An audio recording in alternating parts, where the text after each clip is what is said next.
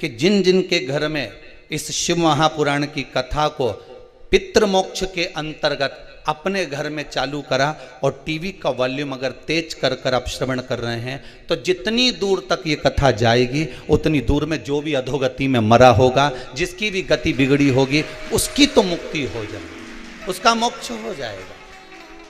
हमें ये नहीं मालूम कि आप सुन रहे हैं सही से कि नहीं सुन रहे। आप थोड़ी देर सुने, उठकर चले गए, फिर आए, फिर बैठ गए, या सोफे पे बैठे हो, पांव लंबे कर लिए, पलंग पर लेटे हो, आराम से श्रवण कर रहे हो। जिस भाव से श्रवण करो, कुर्सी पर बैठकर कथा श्रवण करो, अपने अपने घरों में जिस भाव से आप कथा सुन रहे हो, बस इतना सा निवेदन है। जैसे सुबह सुबह आरती लोग मंदिर में करते हैं तो चोंगा चला देते हैं, माइक चला देते हैं। क्यों चला देते हैं? कि उतने जितने भी लोग हैं उसको श्रवण हो जाए, वो आरती का संचार हो जाए। पर शिव महापुराण की कथा इस पितृपक्ष में अगर आपकी दुकान पर, आपके घर में, आपकी कॉलोनी में चल रही है तो वॉल्यूम थोड़ा तेज कर कर संपूर्ण जितने भी इस कोरोना महामारी में शांत हुए हो, या हमको तो दिखते ही नहीं है कि कोई जीव मर गया तो शांत होने के बाद वो इधर उधर भटक रहा है, पर शिव महापुराण के शब्द उसके कानों में जाएंगे, इस हवन का भाग उसके कानों में जाएगा, तो यह विश्वास है कि उस जीव का कल्याण स्वतः ही हो जाएगा। ना उसको पिंड की जरूरत, ना उसको तर्पण की जरूरत होगी,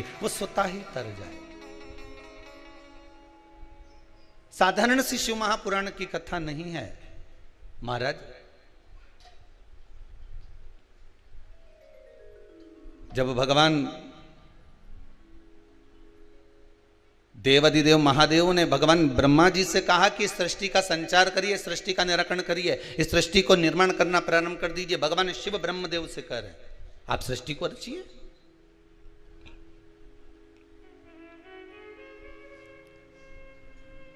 और ब्रह्मा जी ने सृष्टि की रचना करना प्रारंभ करी तो विचार करा कि मैं पहले सृष्टि को रचूं तो रचूं कैसे, क्या बनाऊं।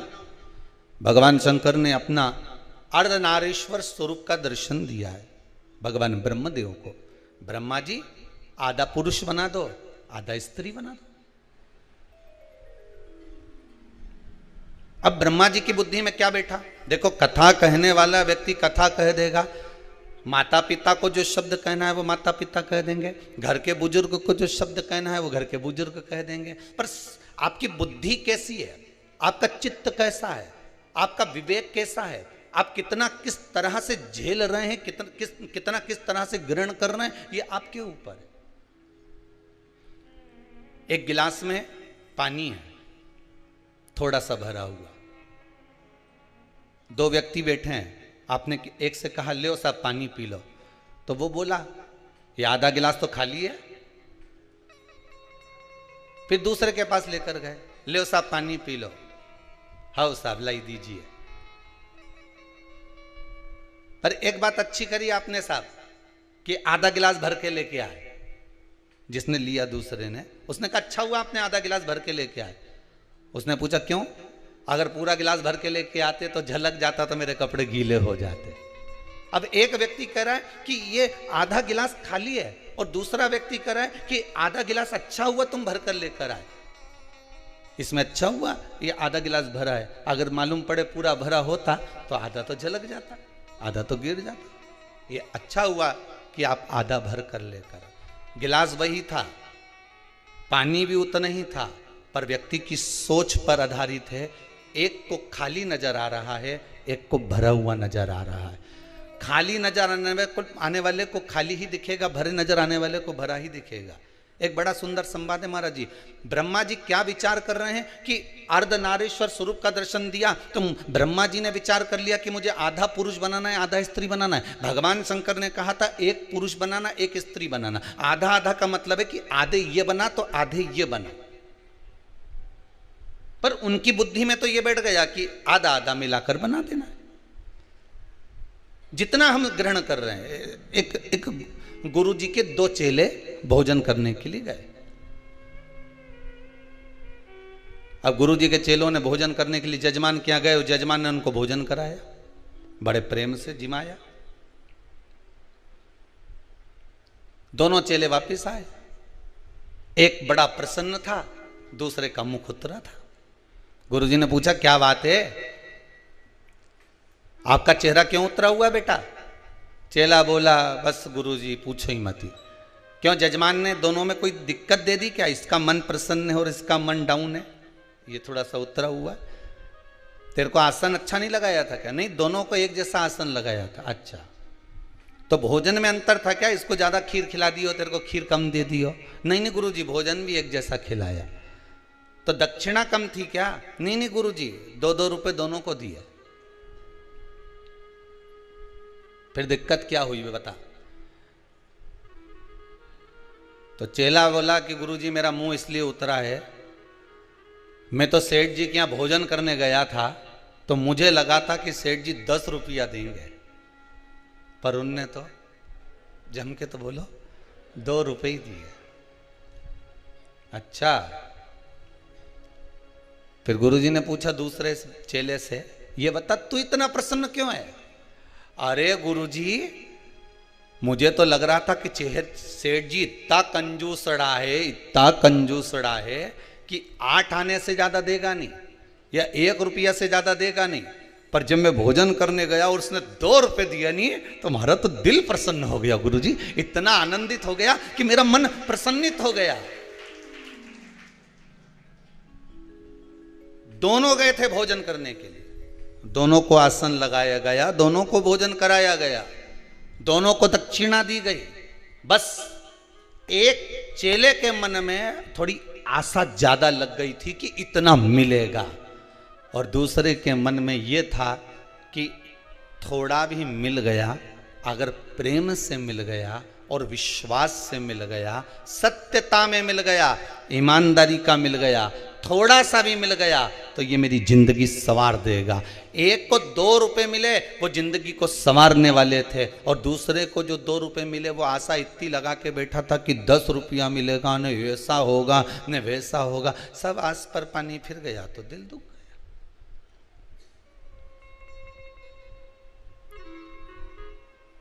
शास्त्र कितनी सुंदर बात कहता है, आशा एक राम जी से दूजी आशा छोड़ दे, नाता एक भोले जी से दूजा नाता तोड़ दे, साधु संगे राम रंगे अंग अंग रंगिए, जाई विधि राखे भोले ताई विधि रही है। तुम्हारे मन चित्त वृत्ति जिस भाव में भगवान रखे उस भाव में रहने का प्रयास करिए। जहां भगवान जिस भाव से रखने का प्रयास करे आपको, उस भाव से रहिए महाराज।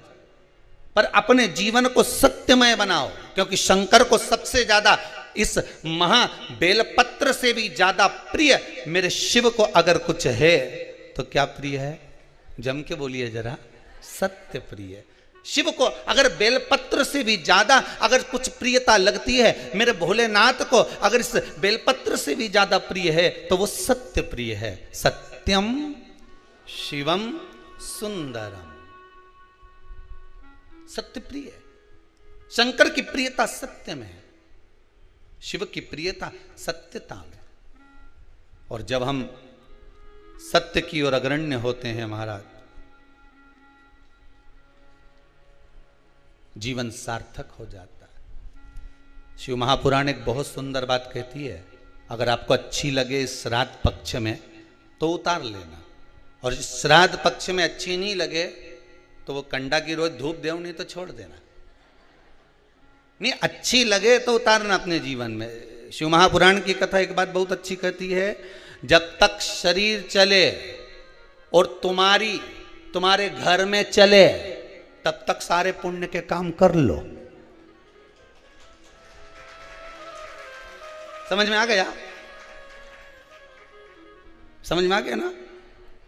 जितने आस्था पर कथा सुन रहे हो, जितने फेसबुक यूट्यूब पर कथा श्रवण कर रहे हो, जितने लोग ऑनलाइन कथा सुन रहे हो, आज शिव महापुराण की कथा को इस श्राद्ध पक्ष में जो पूर्वजों को समय है, पितरों का समय है, अधों का समय है, आहूतों का समय है, वासुकों का समय है, इस श्राद्ध पक्ष में एक चीज अपनी जिंदगी में उतार लीजिए कि जब तक शरीर चले और तुम्हारे घर में चले तब तक सारे पुण्य के काम कर लो, क्योंकि इसके बाद मौका नहीं मिल रहा है।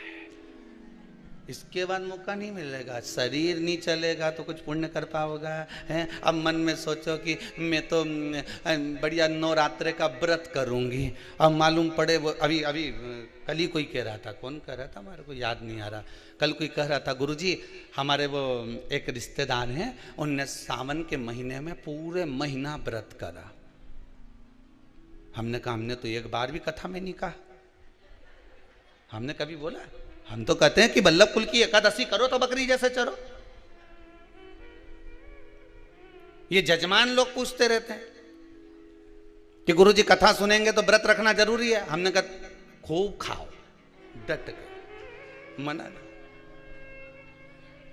अब मालूम यहां तक हम तो कह देते हैं महाराज जी, श्रीमद् भागवत में कहा कि भागवत सुनने का नियम क्या है। शिव महापुराण में ये वर्णन नहीं करा कि भागवत में वर्णन क्या कि श्रीमद् भागवत कथा श्रवण करने का नियम क्या है। तो कहा एक फल का सेवन करो, श्रीमद् भागवत कथा को पूरी सुनो। हम भी कहते हैं एक फल का सेवन करो, शिव महापुराण पूरी सुनो। इतने में काम नहीं चले तो एक समय फलहार करो। फरियाल नहीं बोला है, फरियाल एक अलग डिजाइन हो गई, फलहार एक अलग डिजाइन हो गई। फरियाल में वो साबूदाने की खिचड़ी, बगर, चिप्स और मैं भूल गया राजगिरे की पूड़ी और खीर और आलू का हलवा, ये सब फरियाल में आ गया। फलहार में केवल फल का एक समय फलहार करो पर शिव महापुराण की कथा पूरी सुनो। इतने में भी काम नहीं चले तो एक समय फलहार करो, दूसरी समय फरियाल करो। अब आई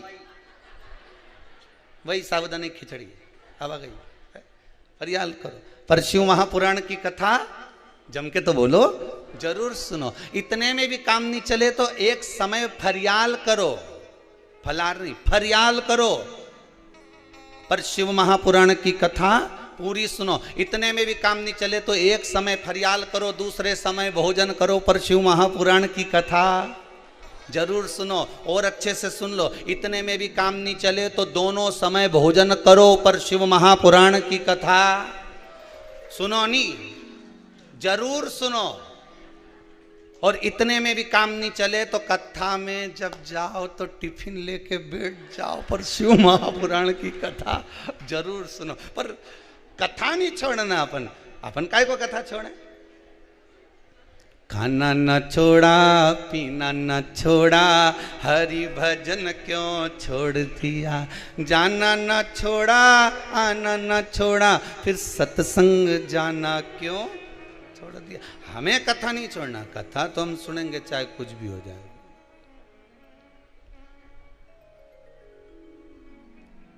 चित्त वृत्ति में रख जाए कथा।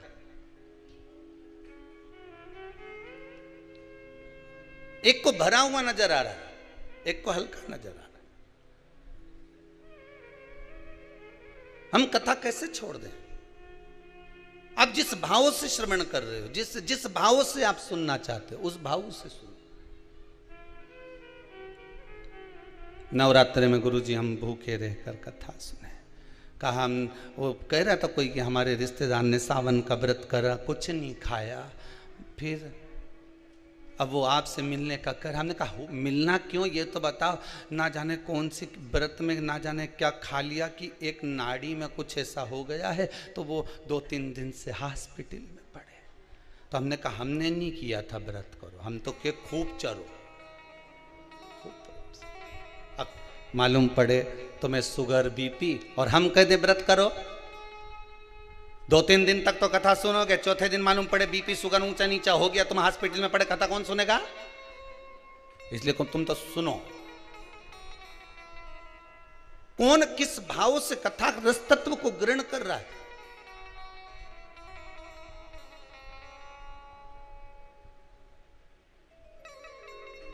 श्राद्ध पक्ष चल रहा है,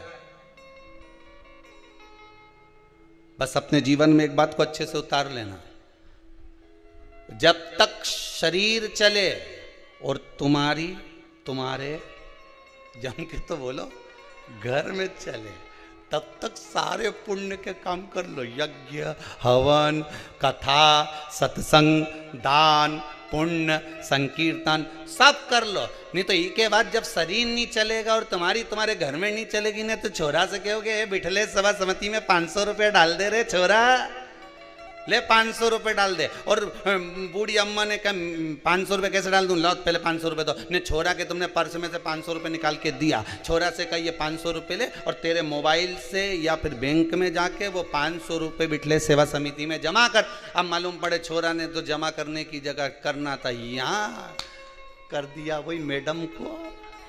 मैडम भी खुश, क्यों जी आज 500 कैसे जमा करा, कि डोकरी वहां भेज रही थी मैंने यहाँ भेज दिया, अब तो जा।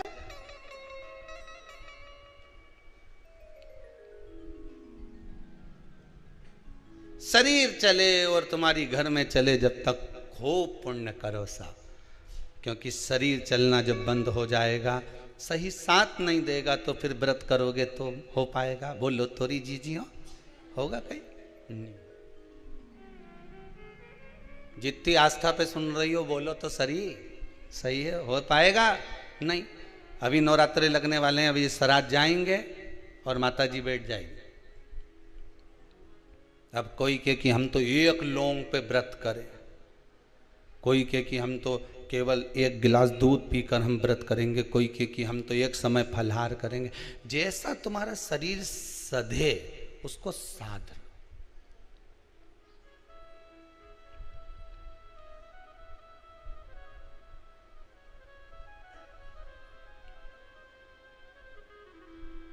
जैसा शरीर सधे।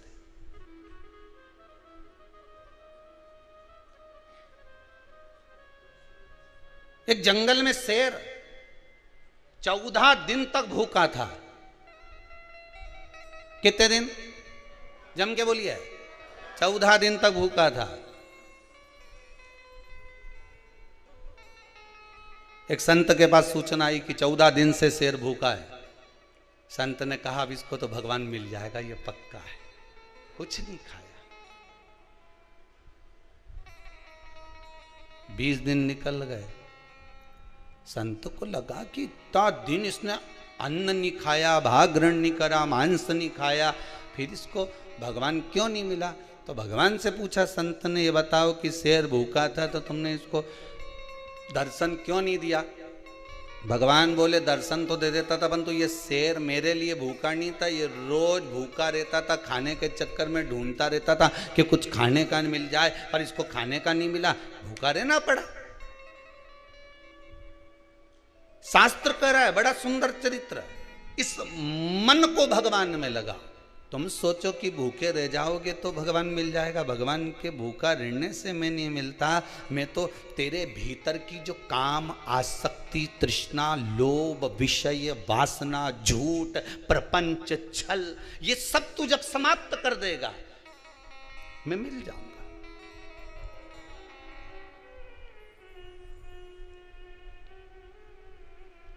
दूसरों की स्त्रियों के प्रति, नारियों के प्रति, कन्याओं के प्रति दृष्टि तो तुम्हारी गलत है। और केवल नवरात्रे में 9 दिन व्रत रख के तुम ऐसे हो जाओ कि मैं तो एकम से लेके नौमी तक कहीं नहीं खाऊं। केवल नवरात्रे में ये उसी में का हाल है कि सावन के महीने में त्रिपुंड लगा लिया, सावन के महीने में व्रत रख लिया, सावन के महीने में दाढ़ी बढ़ा ली, बाल बढ़ा लिया और सोचा कि मुझे शंकर जी मिल जाएगा। शंकर जी के ये बरसाती मेंढा कौन के मैं अच्छे से पहचानू रे? भोलानाथ जी भी कहें इनके बरसाती के मेंढा कौन को मैं पहचानू, ये बरसात में ही निकले केवल, उसी तरह सावन में नजर आए। तो ये ढोंग और प्रपंच भगवान को प्रसन्न नहीं है। भगवान को प्रियता निर्मल मन सो मोहि पावा, मोहि छल छिद्र कपट ना भावा। भगवान को प्रियता क्या है? केवल एक निर्मलता का स्वभाव, निर्मलता का मन, चित्त, वृत्ति, तुम्हारा अच्छा भाव। भगवान को ये नहीं चाहिए कि तुम भूखे कितने हो। भगवान ये नहीं देखता कि तुमने कितने समय तक तप करा। भगवान तो ये देखता उस तप में तुमने मेरा ध्यान कितना करा।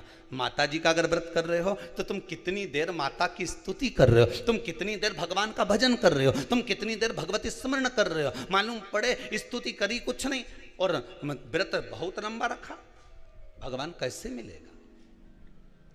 साल भर, पूरे वर्ष भर नारियों को, स्त्रियों को, अन्यों को निहारते रहे और सबके लिए गलत सोचते रहे, और मालूम पड़े नवरात्रे में मैंने 9 दिन व्रत रख लिया, अब 10वें के दिन कौन छोड़े, एकादशी का व्रत और करूंगा, फिर 12 के छोड़ूंगा। कहीं कहीं का ऐसा भी भेरू है।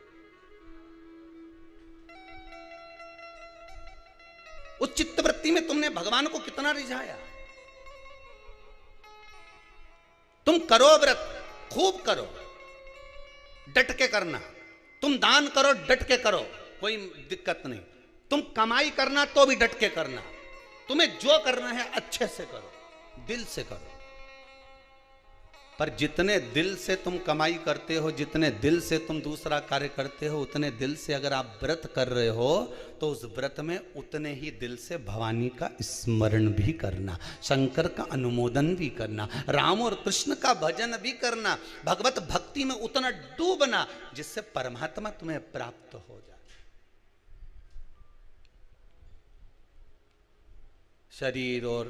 शरीर चले और घर में तुम्हारी चले तो खूब पुण्य कर लो, भजन कर लो।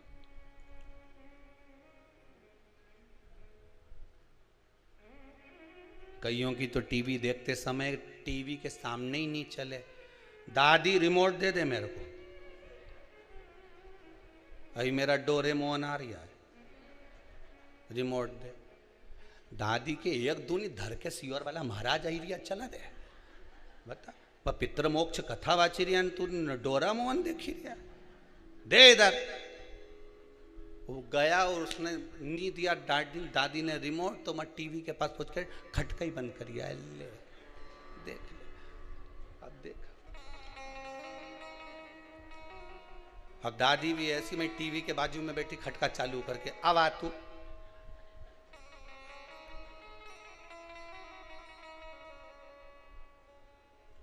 देखो एक बात आपको कहें, छोटे बच्चों को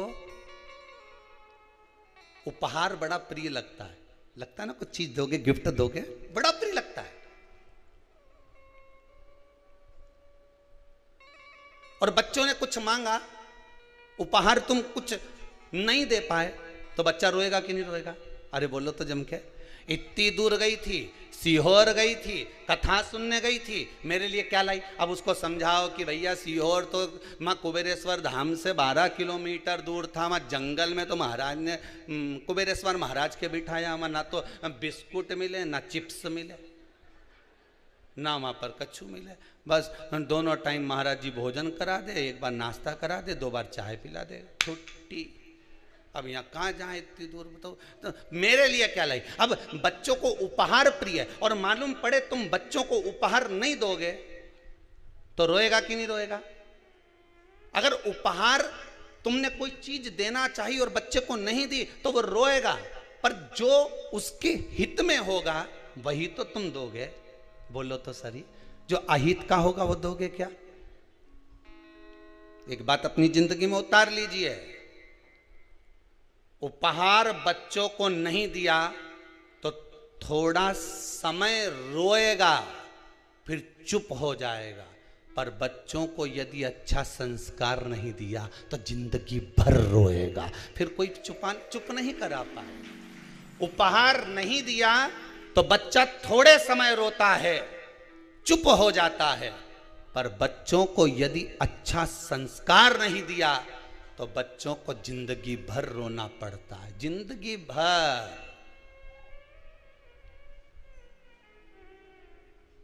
अब उपहार जरूरी है कि संस्कार जरूरी है? जिस घर में पानी की कमी होती है, जिस गांव में पानी की कमी होती है, वहां की फसल बिगड़ जाती है। जहां संस्कारों की कमी, वहां की नस्ल बिगड़ जाती है। हम पहले भी कथा में बोले हैं, जिसको दुनिया चुनती है वो संसद में जाकर बैठता है, और जिसको मेरा शंकर चुनता है वो शिव महापुराण में जाकर बैठता है। अगर आप भी टीवी के सामने, भले आस्था चैनल के सामने शिव महापुराण की कथा को, पितृमोक्ष शिव महापुराण की कथा को, इस पावन पितृ शांति यज्ञ का दर्शन कर रहे हो, पितृ शांति हवन का दर्शन कर रहे हो। इन ब्राह्मणों के द्वारा निर्मित इस पावन 24,000 श्लोक की इन आहुतियों का दर्शन कर रहे हो, शिव महापुराण का दर्शन कर रहे हो, ब्राह्मण भोज का दर्शन कर रहे हो, भोजन भंडारे का दर्शन कर रहे हो, गौ माता का दर्शन कर रहे हो, तो भाग्यशाली समझना। जिसको मनुष्य चुनता है वो संसद में बैठता है, जिसको मेरा शंकर चुनता है वो सत्संग में बैठता है, वही शिव महापुराण में बैठता है। ये तो तुम्हारे हाथ में रिमोट रखा है, बदल सकते हो टीवी, पर तुम्हारा चित्त, तुम्हारी वृत्ति, तुम्हारा मन शंकर से अगर लगा हुआ है तो समझ लेना तुम कथा नहीं सुन रहे हो। अगर आपका मन कथा में लगा हुआ है तो आप कथा नहीं सुन रहे हो, शंकर कथा को श्रवण कर रहे हैं, शिव सुन रहे हैं। और आपके घर में अगर टीवी चल रही है, शिव महापुराण की कथा मोबाइल पर, फेसबुक पर, यूट्यूब पर या टीवी पर चल रही है, उसका जो वॉल्यूम बढ़ा हुआ है, उसके शब्द जैसे सिंह गर्जना करता है, शेर धाड़ता है, तो छोटे छोटे जीव भाग जाते हैं, हिरण आदि छोटे छोटे पक्षी पशु भाग जाते हैं। उसी तरह जब शिव महापुराण के शब्दों की गर्जना होती है तो ना जाने कितने पाप कर्म हमारे चले जाते हैं और ना जाने कितने जीवों का कल्याण हो जाता है मात्र उसकी गर्जना से, मात्र शिव महापुराण के स्मरण से, शंकर के अनुमोदन से। ब्रह्मा जी ने केवल एक उनकी चित्तवृत्ति से विचार कर लिया, ब्रह्मदेव ने। ब्रह्मा जी विचार करे कि मुझे आधा आधा बनाना था, तो ब्रह्मा जी ने दोनों को जोड़ के बना दिया। अब जो जुड़ के बना ना वो किन्नर उत्पन्न हो गए, आधा पुरुष आधा स्त्री। भगवान विष्णु जब भगवान देवाधिदेव महादेव के साथ निकले भ्रमण के लिए आए, उनने देखा किन्नरों को देखकर भगवान विष्णु को हंसी आ गई। भगवान शंकर को अच्छा नहीं लगा, प्रभु ये आपने गलत कर दिया, आप हंसे क्यों इन पे? कि भगवान विष्णु बोले भगवान महादेव जी से, आपने बोला था सृष्टि को रचने के लिए, आपने कहा था आधा पुरुष बनाना आधा स्त्री बनाना, ब्रह्मा जी ने दोनों को भेला करके बना दिया। अभी आपको कथा में कहा जिसकी बुद्धि में जैसा होगा कथा वैसी मिलती है। आप अच्छा सोचकर कथा सुनोगे तो आपको अच्छी मिलेगी। आपने कथा में अगर बैठे हो और बुराइयां छाटना चालू कर दी कि महाराज जी ने क्या बोला, क्या नहीं बोला, क्या करा, क्या नहीं करा, तो तुम केवल बुराई छाटने बैठे हो तो बुराई ही मिलेगी।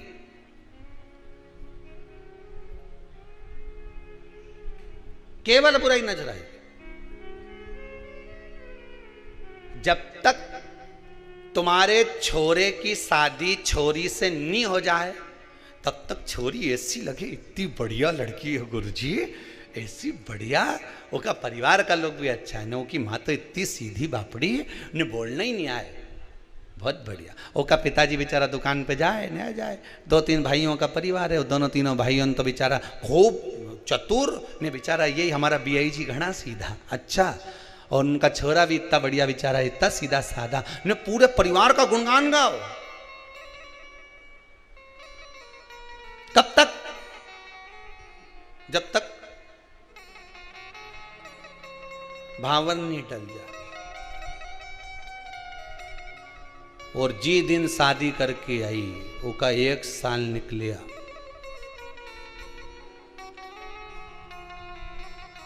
उसके बाद तो मोबाइल पे बात करने की भी डिजाइन बदल।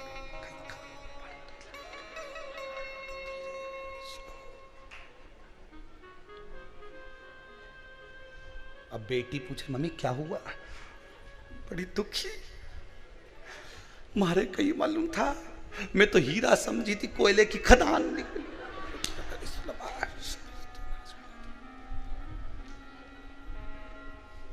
वो ऐसो कोई नहीं रे, या हीरा को परखियो राम, कोई नहीं रे।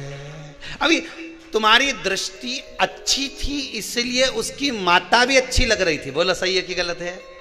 अभी तुम्हारी दृष्टि अच्छी थी इसलिए उसके पिता भी अच्छे लग रहे थे, बोलो सही है कि गलत है? तुम्हारी दृष्टि अच्छी थी, तुम सीधी थी इसलिए सामने वाले सीधे नजर आ रहे थे। बहू आने के बाद तुम टेढ़ी हो गई तो जम के बोलो सामने वाला भी टेढ़ा हो गया।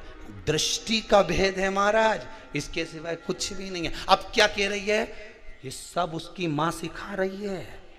पहले क्या बोल रही थी? उसकी माँ तो ऐसी पगली होके कहीं नहीं यार बेचारी, सीधी सादी। हाँ उसकी चाची ओन तेज न उसका छोटा भाई तेज न वो तेज, पर माँ सीधी न उसका बाप सीधा। अब कौन नजर आ रहा है?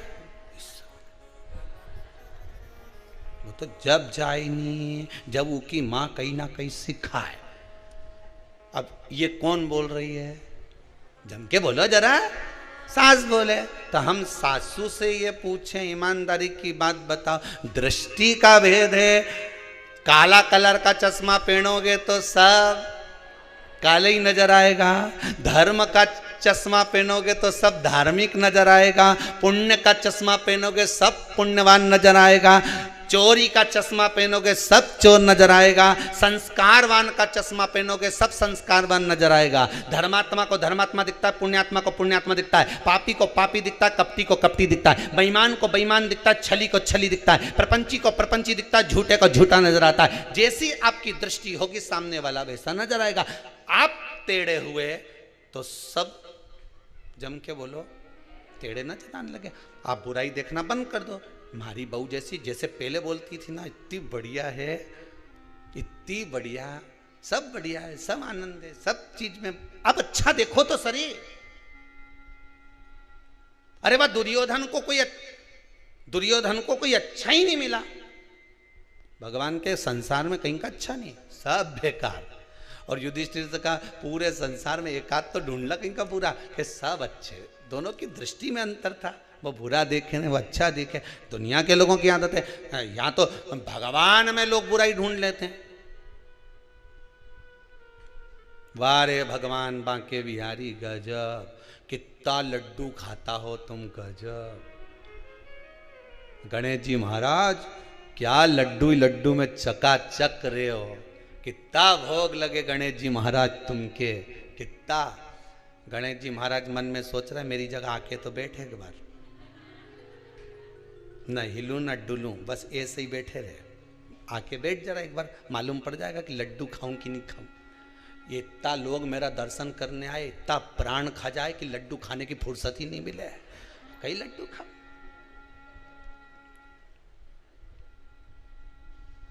तू आ तो सही एक आध बार हमारी जगह बैठ के तो देख।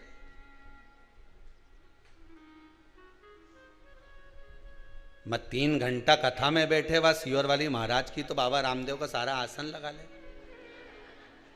तो, और मेरे से कि गणेश जी तुम सुखी, गणेश जी के महाकाय का सुखी है, तो बैठा बस सूंड लगाई और उनने तो बस सूंड लगाई। सुख कहां? अच्छा देखोगे अच्छा मिलेगा।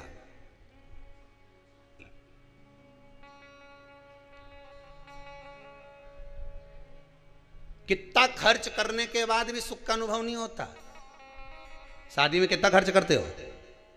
2-4-5 लाख रुपए तो बड़ी बड़ी शादियों में तो 50-50 लाख खर्च हो जाता है, 5-5, 10-10 लाख खर्च हो जाता है।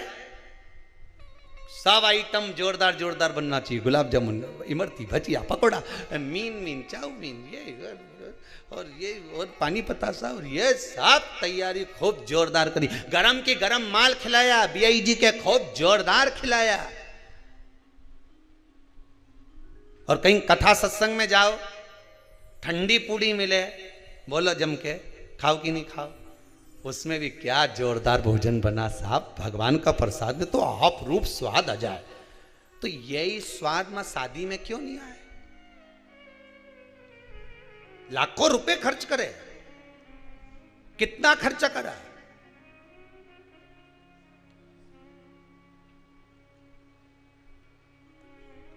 कथा में खर्च करा और एक शादी में खर्च करा, दोनों में अंतर है। शादी में जो खर्च करा वो 2 साल में मालूम पड़ जाएगा, जैसे ही बहू आएगी नहीं और जोरदार जब झड़ेगी, गुलाब जामुन, रबड़ी, जब सोन पपड़ी झड़े का मुंडा से, तब मालूम पड़ेगा। और एक कथा में जब खर्च करा, कथा में तुमने जो खर्च करा, इतने लोग तुम्हारे दान से, पुण्य से, ये जो लोग ऑनलाइन कथा श्रवण कर रहे हैं अपने पूर्वजों के लिए, जो ब्राह्मण भोज के लिए, गौ माता के लिए, मंदिर निर्माण के लिए जो दान देते हैं, जो तुमने पुण्य करा, दान करा, सत्कर्म करा, कथा में कहीं खर्च करा, और वो खर्च करा हुआ जो तुमने शादी में खर्च करा ने वो झड़े, और यहाँ जो खर्च करा वो यहाँ नहीं झड़े, वहाँ ऊपर जाके झड़े। स्वयं पितृ देवता झड़ते हैं, स्वयं हमारे घर के पूर्वज, हमारे घर के पितृ, हमारे घर के आहूत, हमारे घर के वासुक धन्यवाद देते हैं कि मेरे घर का पोता, मेरे घर का बेटा, मेरे घर की बहू, मेरे घर का परिवार का व्यक्ति शिव महापुराण की कथा करवा रहा है, सुन रहा है, दान कर रहा है, पुण्य कर रहा है, सत्कर्म कर रहा है। मेरे घर के बच्चे इस पितृपक्ष में शंकर की कथा का अनुमोदन कर रहे हैं, जिससे मेरा कल्याण हो रहा है, मुझे कुछ प्राप्त हो रहा है।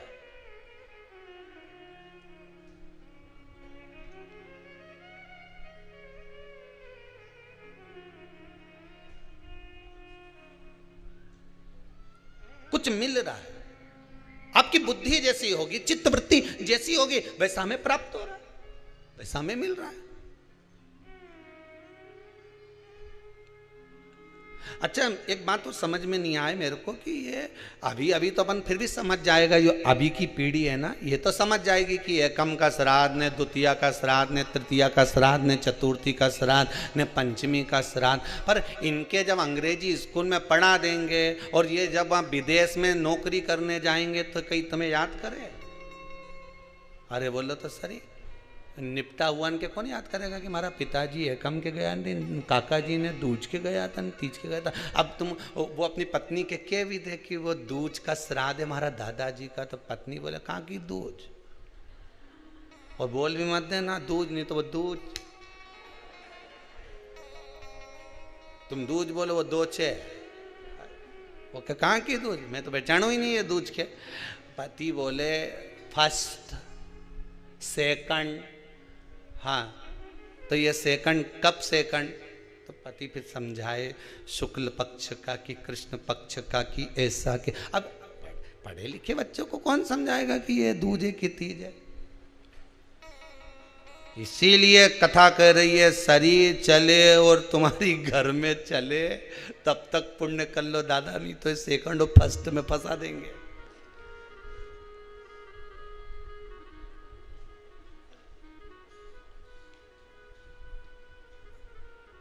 कहीं नहीं जाए। पहली रोटी किसकी बनती घर में?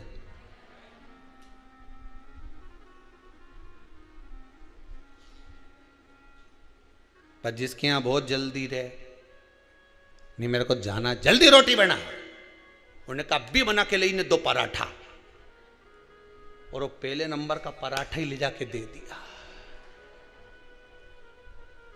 अब तुम तो बोले कि पहली रोटी गाएगी, तो क्या रोटी और पराठा में अंतर है?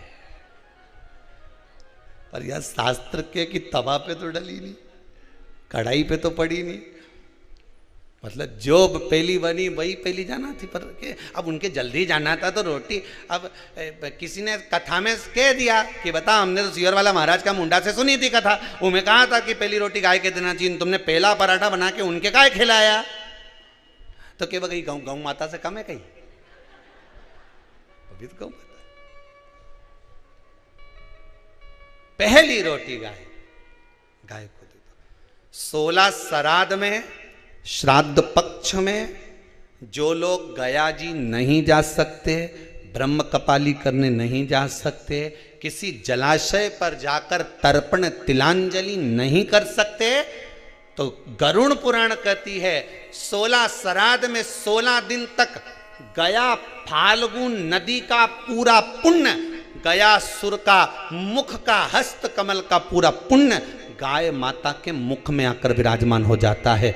16 श्राद्ध में गाय को एक रोटी अगर दी जाती है तो गया जी में पिंड दान करने का पूरा पुण्य फल जीव को प्राप्त हो जाता है, जीव को प्राप्त।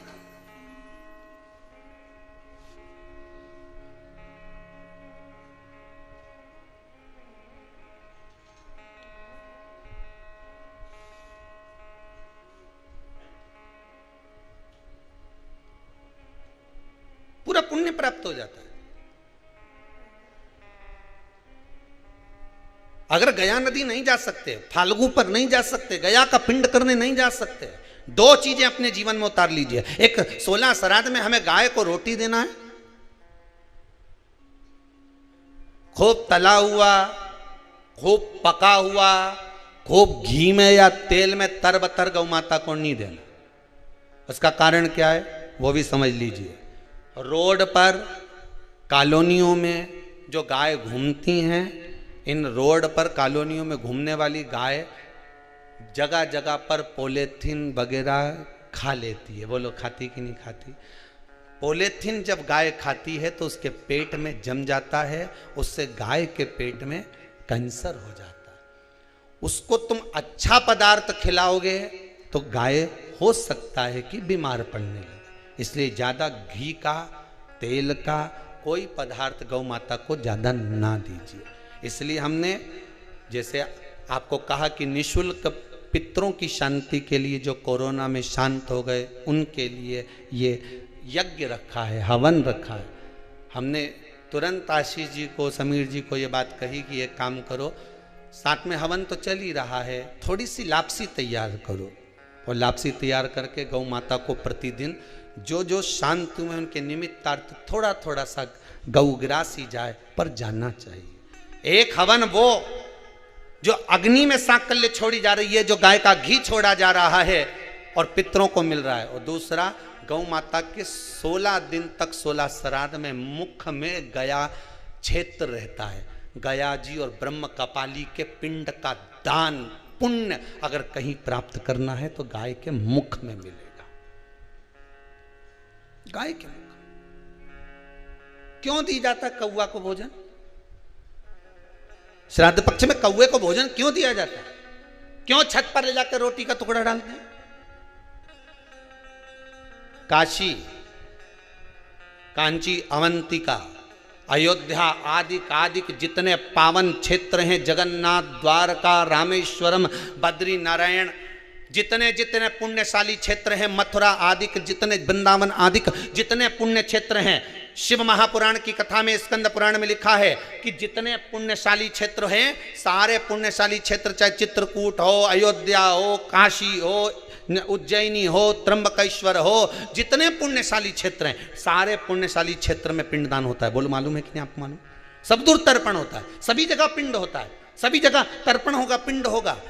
तो श्राद्ध पक्ष में तुम इतनी सारी जगह जाकर तर्पण कर सकते हो क्या? जम के बोलिए।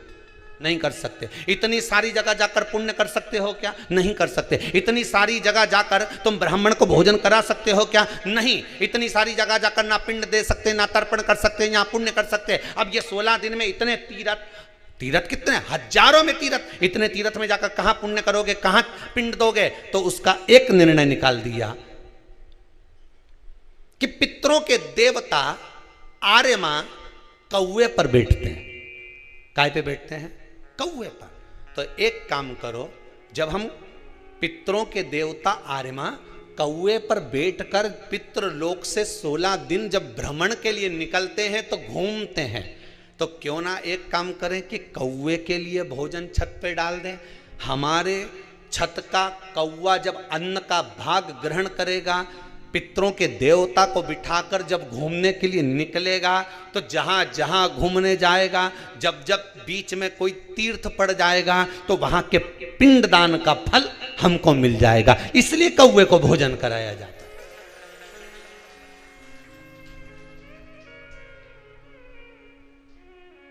कौवे को भोजन कराने का कारण ही यही है।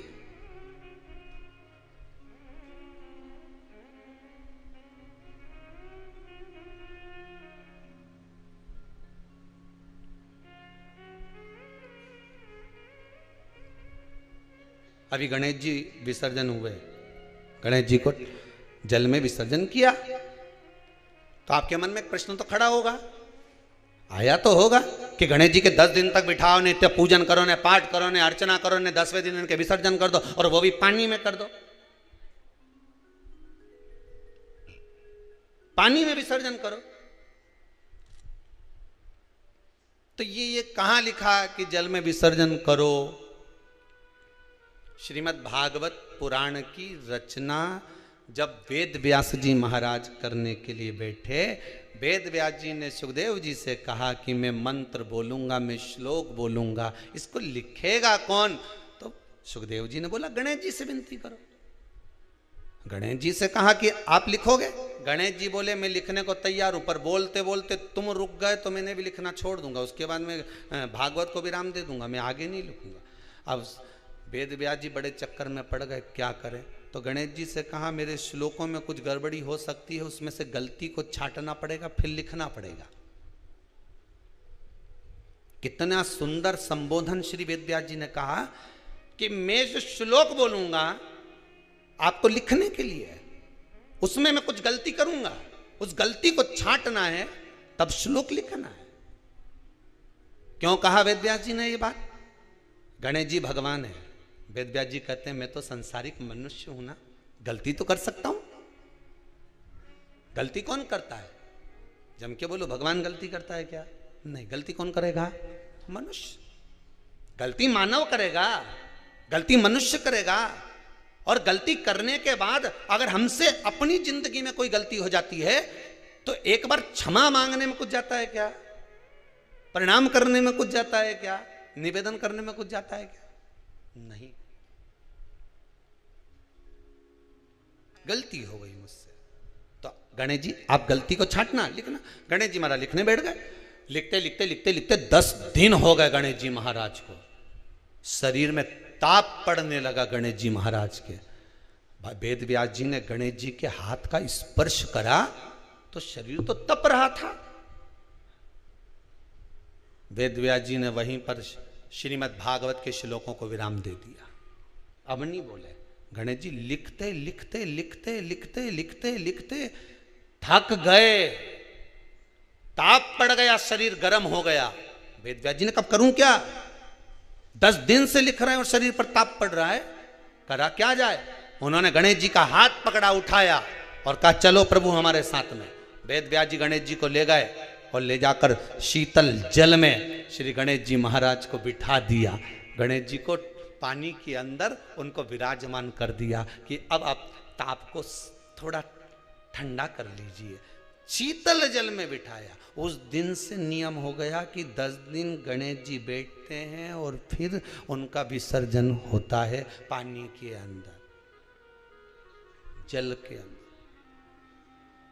शरीर का ताप मिट जाए। तो गणेश जी ने वचन दिया है वेद व्यास जी महाराज को, आपने मेरे ताप को मिटाने के लिए मुझे जल में बिठाया है। जो मुझे जल में विसर्जन करेगा मेरा ताप तो मिटेगा ही, साथ में जो मुझे जल में विसर्जन करेगा उसके जीवन के भी ताप को मैं मिटा दूंगा, उसके जीवन के ताप को मैं मिटा दूंगा। ताप मिटा दिया।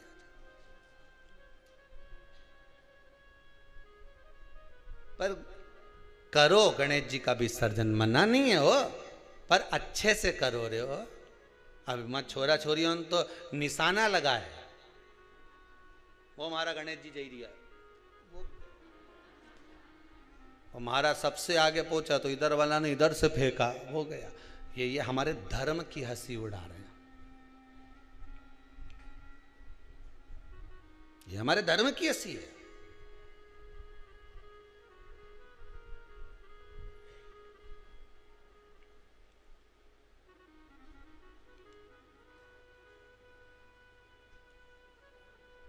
धर्म को बचाने का प्रयास एक हिंदू ही कर सकता है। आप बचाइए। अभी एक जगह पर कहीं कार्यक्रम था और वहाँ 2-4 लोग मिलने के लिए आए, और मिलने के लिए आए तो उनमें से एक बोले कि गुरुजी ये सब आपको राम राम कहेंगे, जय श्री कृष्णा कहेंगे, पर ये जो भैया साथ में आए ना ये बड़े चिढ़ते हैं भगवान के नाम से, ये कभी राम राम नहीं कहेंगे। हमने कहा अच्छी बात है, नहीं कहेगा तो मत कह दो, काय का काम काज है इनका? तो कि वो ढोल पार्टी है इनकी और ये सब बाजे माजे का काम जोरदार। हमने कहा ठीक है मत कह दो। तो हमने भी प्रैक्टिकल करके देखा, भैया राम राम नहीं बोला, हमने कहा जय श्री कृष्णा नहीं बोला, हमने कहा हर हर नहीं बोला। अब मन में तो बात चुभे कि बताओ ये ऐसा कि गुरुजी ये जिस पंथ का है उसी पंथ का ले ही नहीं, राम का नाम, कृष्ण का नाम, शिव का नाम। हमने भी मन में सोचा, रे महादेव तूने अच्छे अच्छे बेहरू के सुधार दिया दादा, ये कहां से आया।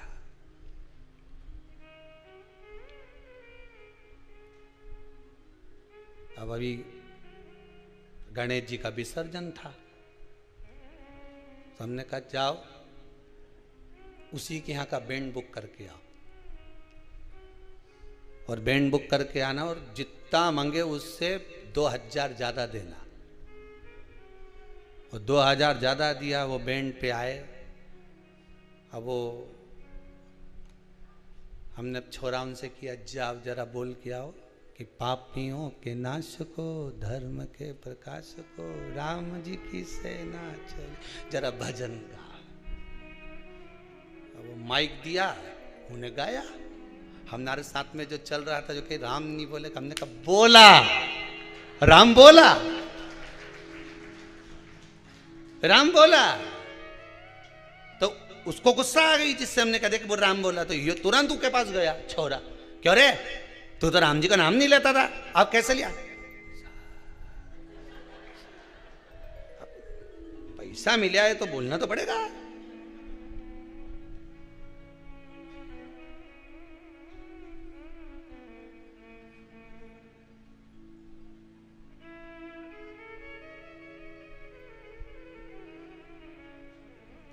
पूरी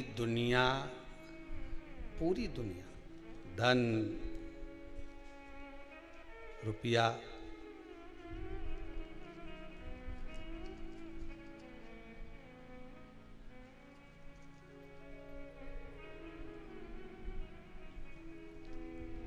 एक जरा सा कुछ कर्म भी किया जाए तो पूछ लिया जाए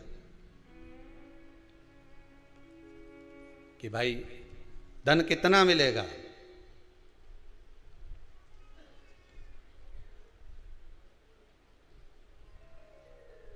कितना प्राप्त होगा। द्वारा किया गया भजन काम आ गया। कई कई माताएं आके कहती हैं हमारी बहू को कोरोना हो गया, कोई कहे हमारे इसको कोरोना हो गया। मोहल्ले में, सोसाइटी में, गली में, परिवार के लोगों को होना चालू हो गया था गुरुदेव। पर शंकर की कथा सुनते रहे तो विश्वास था कि मुझे नहीं घेर सकता। यह विश्वास आपका जीत गया।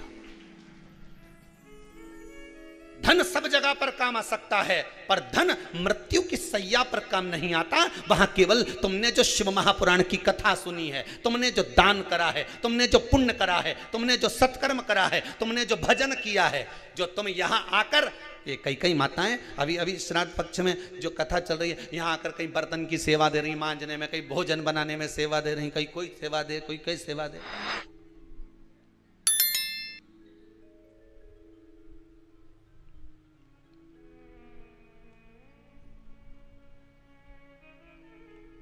सेवा तुम कर रहे हो।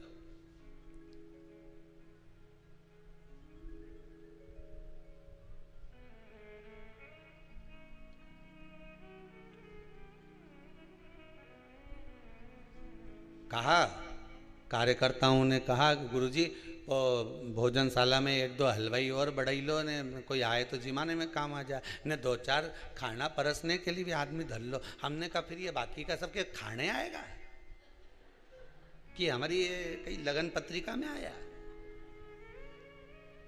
तुम ही बनाओ, तुम ही खिलाओ और तुम ही खाओ। किसके दरवाजे पर आए हो? यहाँ सियोर वाला महाराज के यहाँ नहीं आए हो तुम। इतना ध्यान रखना, तुम अपने अपने पूर्वजों को पार लगाने के लिए आए हो। शिव महापुराण की कथा सुनने आए, यज्ञ का दर्शन करने आए, 2 आहुतियाँ यज्ञ में पटकने आए। तो तुम ये सियोर वाला महाराज के यहाँ केवल तुम आए हो तो शंकर जी के दरवाजे पे आए। उसका एक एक कंकर शंकर है। तुमने जो पुण्य करा, दान करा, सत्कर्म करा, सब तुम्हारे लिए करा। तुमने अगर यहाँ बर्तन भी धो दिए तो ना जाने कितने कितने नरक धो दिए तुमने, ये तो विचार करो, कितने पार लगा दिए। अगर तुम ब्राह्मणों को भोजन करा रहे हो, दक्षिणा दे रहे हो, दान दे रहे हो, तुम कर रहे हो, हमारे लिए नहीं, अपने लिए। फिर वही वाली बात आ गई ने, शरीर चले और जब तक तुम्हारी नहीं तुम्हारे घर में चले, दूसरे के घर में मत चला देना दादा। तुम दूसरे की बात तो करो ही मत, तुम तो तुम्हारी करो। जब तक शरीर चले ने तुम्हारे घर में चले, तब तक पुण्य कर लो री जी के बात तो कोई भरोसा नहीं दादा, कोई भरोसा नहीं। भगवान से बस प्रार्थना करना, ये 2 लहर तूने दिखा दी ना कोरोना की, तीसरी मत दिखा दीजिए रे भोलानाथ। शिव महापुराण की कथा सुन रहा है, ये तीसरी के तू तीसरी आंख में समा ले, बहुत अब नहीं देखना। धन हर जगह काम आ जाएगा, पैसा हर जगह काम आ जाएगा, सत्ता हर जगह काम आ जाएगी, पर तुम्हारा पुण्य, तुम्हारा सत्कर्म, तुम्हारा भजन, तुम्हारा कथा श्रवण करना, तुम्हारा स्मरण, तुम्हारा दान, ये कहीं काम आएगा। तो तुम्हारे प्राण छोड़ते समय अंतिम क्षण में तुम्हारा किया गया सारा सत्कर्म का लेखा तुम्हारे सामने होगा। वसीयत तुम यहीं छोड़ जाओगे, पर वो जो लेखा पुण्य का है वो यहाँ छूटेगा नहीं। लोग कहते मुट्ठी बांधे आया जग में हाथ पसारे जाएगा। शिव महापुराण की कथा कहती है हाथ पसारे नहीं जाएगा, तेरे हाथ में वही पुण्य रख कर भेज दिया जाएगा जो तू कर कर जा रहा है, जो तू कर कर जाएगा। अरे अपने हाथ में दिन भर तुम मोबाइल चलाते हो, अरे बोलो तो सही, चलाते क्यों नहीं चलाते? पर थोड़ी देर 1 बजे से 4 बजे तक तुम मोबाइल को थोड़ी देर के लिए उंगलियों को बंद कर फेसबुक यूट्यूब पर ले जाकर छोड़ देते हो। कथा आ रही है, शिव महापुराण की कथा चल रही है, मुझे कानों में हेडफोन लगाकर सुनना है, मैं चित्तवृत्ति लगाऊंगा कथा में, मेरे पूर्वजों का उद्धार करना है। मैंने पिंड भले नहीं कराओ, मैंने ब्राह्मण भोज भले ना कराया हो, मैंने गौ माता को अगर एक रोटी भी नहीं दी तो कोई बात नहीं, पर शिव महापुराण की कथा अगर 16 श्राद्ध में मैं श्रवण कर लेता हूं तो ये मेरा विश्वास कहता है कि मेरे पूर्वज तर जाएंगे। मुझे विश्वास है कि मेरे पूर्वज मुझ पर आशीर्वाद प्रदान करेंगे, क्योंकि किसकी कथा चल रही है? पितरों की। और पितरों की घर की बेटी माता पार्वती जी की माता मैनावती है। मैनावती कि पुत्री माता पार्वती है, पार्वती जी के पुत्र श्री कार्तिकेय, गणेश, और ये सब हैं, ये संबंध हम जोड़ने के लिए निकले हैं, संबंध। और जब संबंध जोड़ने के लिए निकले हमें कुछ शिव तत्व हमारा, भगवान शंकर करुणा सागर त्रिकालदर्शी कैलाशी अविनाशी, भगवान ओगड़ दानी त्रिकालदर्शी कैलाशी शिव में बाबो शुद्ध।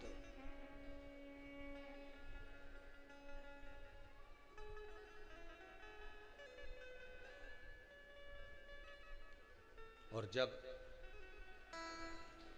ओगड़दानी शिव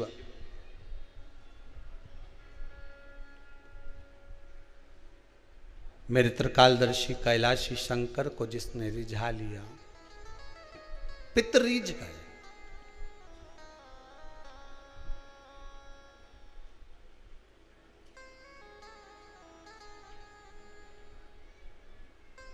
फिर रिझाने के लिए कुछ चीज की जरूरत नहीं है। ब्रह्मदेव ने गलती कर दी, विचार दृष्टि की हो जाती है, किसी किसी के साथ गलती हो जाती है, बोला कुछ जाता है, समझा कुछ जाता है।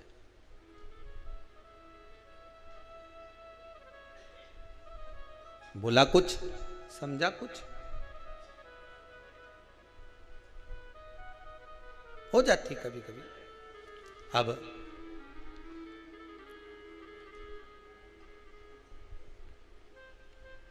ब्रह्मा जी के उस स्वरूप को जो बनाया था किन्नर, आधा आधा, भगवान विष्णु हंस दिए।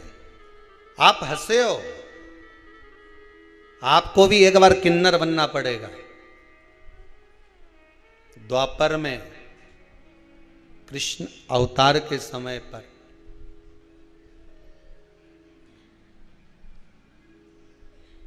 कौरव और पांडवों में युद्ध के मैदान में देवी को प्रसन्न करने के लिए बलि देना थी, अर्जुन से कहा गया था एक पुत्र तेरा जब तुम वन गए थे, उलूपी के साथ में जब विवाह हुआ था तो वहां एक पुत्र हुआ था आरावन, उसको लिया। आरावन का संबोधन था, दादाजी मैं मरने को तैयार हूं पिताजी, पर एक बात है, मैं कुंवारा नहीं मरना चाहता। शिव महापुराण की कथा कहती है कि विवाह के बाद जो मरे उनका तो श्राद्ध भी हो जाता है, तर्पण भी हो जाता है, तिलांजलि भी हो जाती है। ब्राह्मण भोज कराया तो ब्राह्मणों के भोजन का पुण्य भी उनको मिल जाता है। किसी को अन्नदान दिया तो अन्नदान का पुण्य भी मिल जाता है। पर आरावन कहता है कि अगर मैं कुंवारी अवस्था में मर गया तो ना तो मेरा पिंड होगा, ना मेरा तर्पण होगा, ना मेरी तिलांजलि होगी, ना ब्राह्मण भोजन करेंगे तो उसका भाग मुझे मिलेगा, ना आप तीर्थ करने जाओगे तो उसका भाग मुझे मिलेगा, ना कोई सत्कर्म का भाग मुझे मिलेगा। अधोगति में मरे हुए व्यक्ति को भाग कैसे मिले?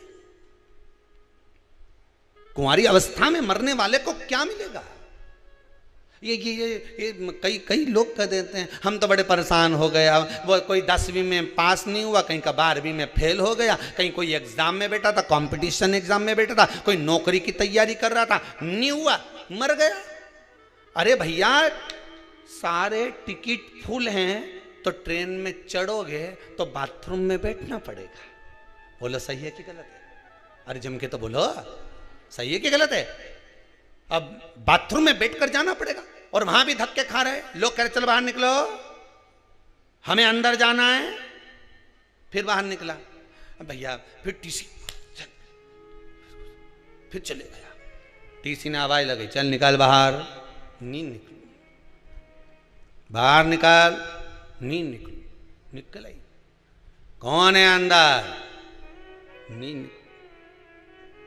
टीसी आवाज लगा, नहीं निकला। अब उसी तरह टिकट फुल है ना, तुम चले जाओ। उसी तरह भगवान ने तुम्हारी उम्र लिख के भेजी थी, इतना साल जिएगा, और तुम जबरदस्ती की नहीं मैं तो रस्सी बांध के मरूं, नहीं मैं तो ये खा के मरी जाऊं, नहीं मैं तो ट्रेन के नीचे कूदी जाऊं, नहीं मैं तो ये करके मरी जाऊं। अब मर तो गए पर ऊपर तो सीट फुल, फिर क्या करोगे? तो कि ये भटकता रहे, इके भूत प्रेत बना दो, डाकनी पिशाचनी चुड़ैल बना के भेज दिया, उन्हें भटकता फिरे। अब दिखे तो है ही नहीं, वे तो हवा के रूप में घूमे। इतना में बीच बीच में टीसी आता रहे, वही पहाड़ा के ऊपर चढ़ के गदा लेके और बेहतरीन काला और काली मूंछ और जोरदार मुकुट, उसमें बीच में नीलम चमक कर गया और मूंछ पे ताव देके कि हम यम है। इके इतनी देर में जैसे टीसी आवाज लगाए थे कि टिकट याद है ही नहीं, पुण्य का टिकट होता। फिर बीच बीच में यमराज आके डराता रहता है, कहाँ भटक रिया है बेरू, भटके रोता है जीव, वो प्राण तो छोड़ देता है, मर तो चले गया, भटके रोए। जिसके घर का जीव रहता उसके दरवाजे पर रोज जाकर विनती करता है। देखो श्राद्ध पक्ष में कोई तो श्राद्ध पक्ष में दिया तो सरी। अरे ये कथा कह रही है दादा, श्रीमद् भागवत में वर्णन आया है, पर गोकर्ण ने धुंधकारी के लिए कितना दान दिया। बोलो सही है कि गलत है? अरे बोलो तो सही। भागवत सुनी कि नहीं सुनी? बहुत सारा महाराज उनकी आए टीवी पे, तुम कभी भी चालू करके सुन लो। उन्होंने धुंधकारी के लिए ने गया जी का श्राद्ध करा, ने ब्रह्म कपाली करी, ने पिंडदान करा, ने तर्पण किया, ने ये किया, ने वो किया, सब किया। इसके बाद भी नहीं तरा।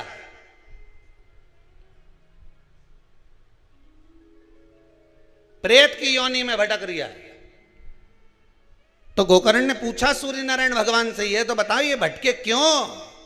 सूर्य नारायण भगवान बोले तूने क्या क्या किया बता। मैंने गया जी का पिंड करा, तर्पण करा, ब्राह्मण का भोज कराया, साफ कराया।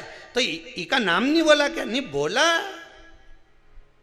जब सीवर वाला महाराज का व्हाट्सएप पे लिख के भेज दिया तो फिर कोई टेंशन, नाम तो बोला। फिर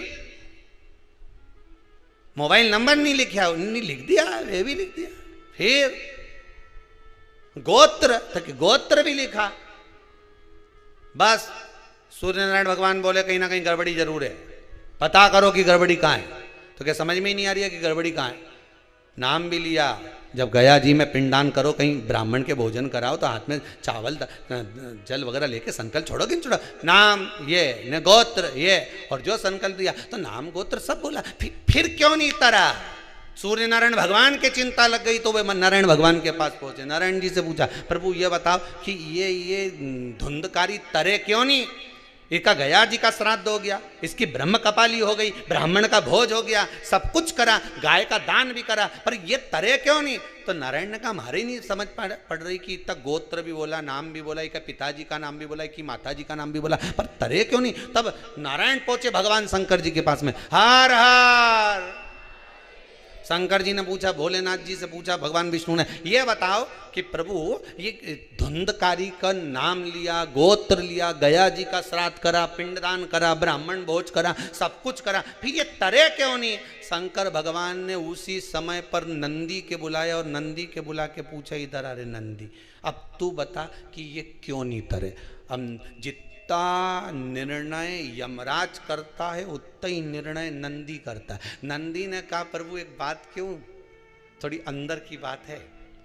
शंकर जी बोले, चाहे अंदर की हो चाहे बाहर की हो, बोल दे जरा, जम के बोल जरा।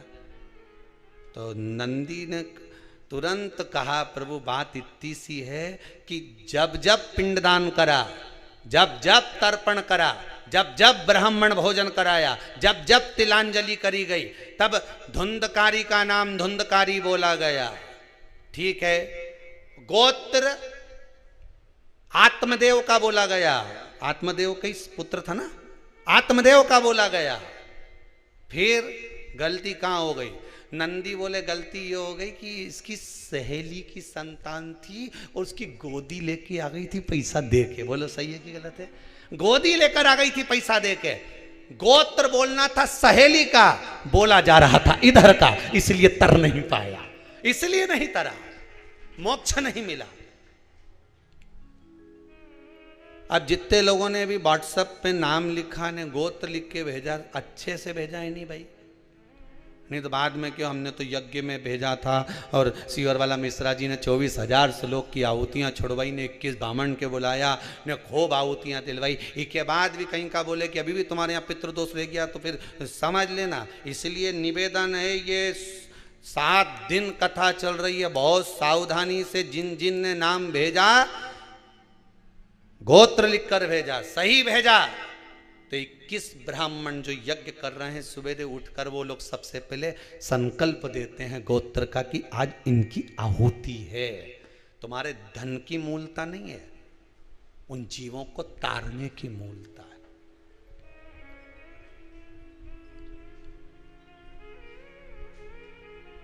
गोत्र मूल है।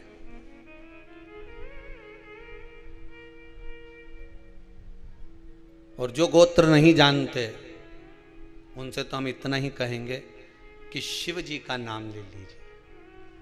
शंकर भगवान से शादी में पूछा गया था, पंडित जी ने पूछा था, तुम्हारा नाम बोलो शंकर, गोत्र बोलो शंकर।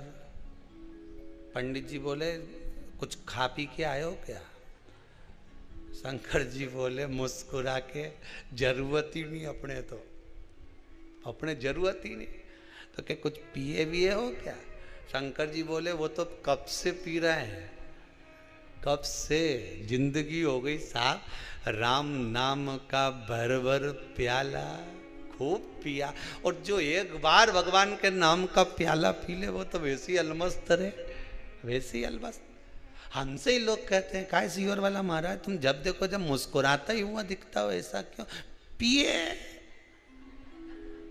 शंकर जी का भजन, स्मरण। और आपसे भी निवेदन है, एक बात आपको कही थी, आप लोगों को स्मरण होगा। अगर मान लो आप ब्राह्मण को भोजन नहीं करा पा रहे हैं, मान लो आप गौ माता को रोटी नहीं दे पा रहे हैं, श्वान को भोजन नहीं दे पा रहे, कौवे को भोजन नहीं दे पा रहे हो, और मान लो गया ब्रह्म कपाली या कहीं पिंडदान नहीं कर पा रहे हो, तिलांजलि तर्पण नहीं कर पा रहे हो, तो एक काम जरूर करना, जल के पात्र में 2 बूंद गंगा जल डालना और वो गंगा जल शंकर को रोज 16 दिन तक चढ़ाइए, पितृदोष समाप्त हो जाए।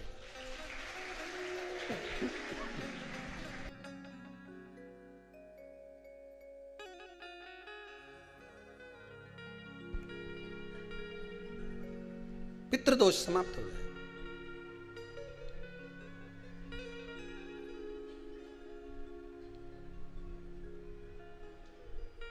प्रतिदिन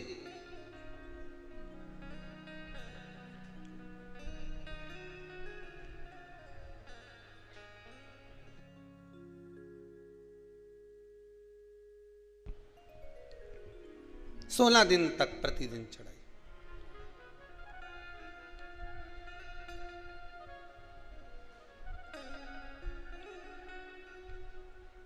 शिव महापुराण की कथा कहती है,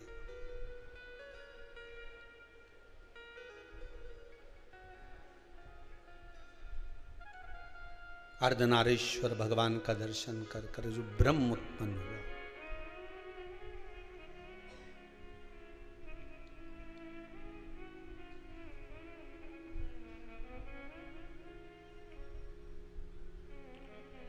एक तारने का मौका,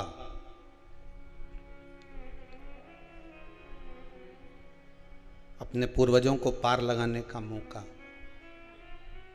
ये शिव महापुराण के माध्यम से मिला है।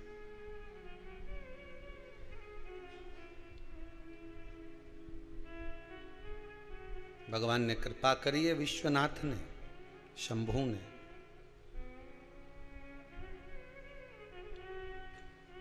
घर बैठे पितृ शांति यज्ञ का दर्शन घर बैठे हो रहा, और इन जजमान को धन्यवाद देना। ये दोनों श्री सुरेश सत्यनारायण जी अग्रवाल और गोपाल मुक्तिलाल जी अग्रवाल जलगांव और औरंगाबाद से जो पधारे, साधुवाद था इनको।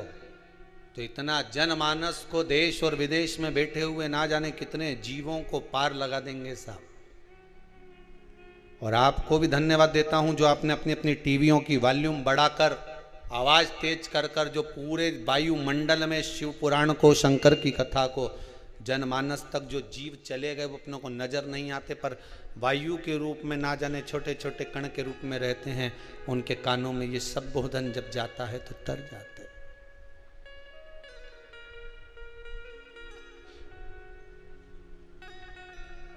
उतर जाते हैं। अब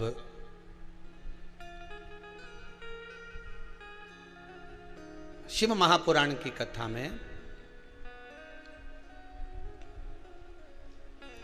जैसे धुंधकारी के मोक्ष के लिए गौकर्ण ने बहुत कुछ करा, उसी तरह देवराज के मोक्ष के लिए भी प्रयास करा गया और बिंदुक की मुक्ति के लिए भी प्रयास करा गया।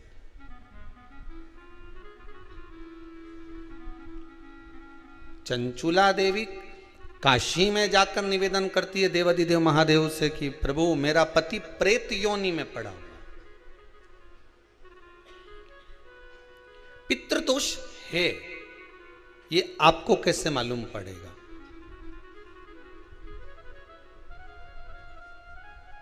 पितृ भूखे हैं, इसका तो वर्णन हमने पहले कर दिया कि रात्रि को जब आप सोने के बाद में 1-1.5 घंटे बाद अगर आपकी नींद खुल जाए, 1 घंटा 1.5 घंटा आप सो लिए, उसके बाद जो नींद खुली तो 1-1.5 घंटे तक अगर आपको नींद नहीं आ रही है, रात्रि को सोने के बाद में 1 घंटे बाद जब उठे तो आपको प्यास लग गई,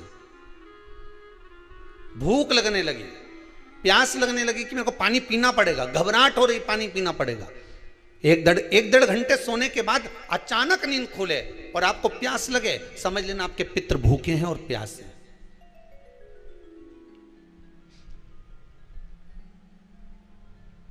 वो भूखे और प्यासे हैं, उनको जल की जरूरत है।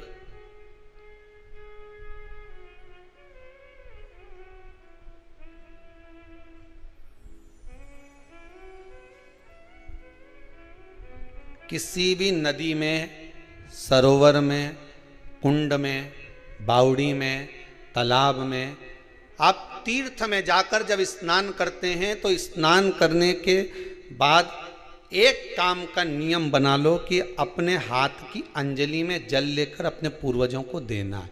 प्यासे रहते हैं, भाग मांगते हैं।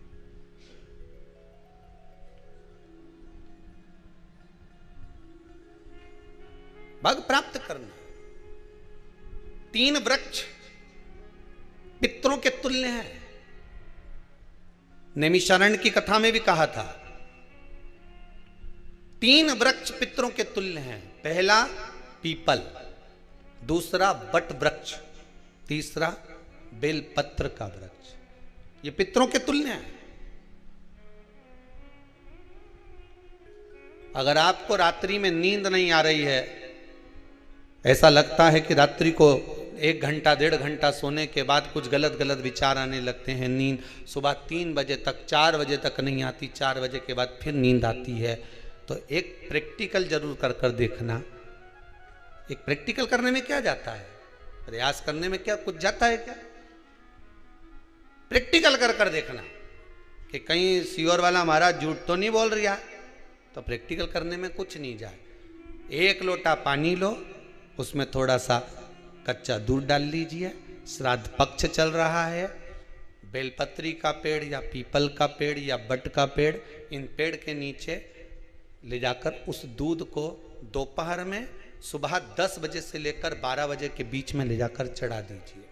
रात्रि को फिर ना आपको प्यास लगेगी ना भूख लगेगी, नींद एक बार लगी तो सुबह ही खुलेगी। प्रैक्टिकल करने में क्या जाता है? पानी डालने में तुम्हारा कुछ जाएगा? अरे बोलो तो सरी, हमें 10 रुपया का दूध जरूर उसमें, और तुम इतनी चतुर हो, इतना सारा दूध थोड़ी डालोगी, तो 2 चिल्ली का डालोगे। कहाँ तुम इतना डालने वाली हो है?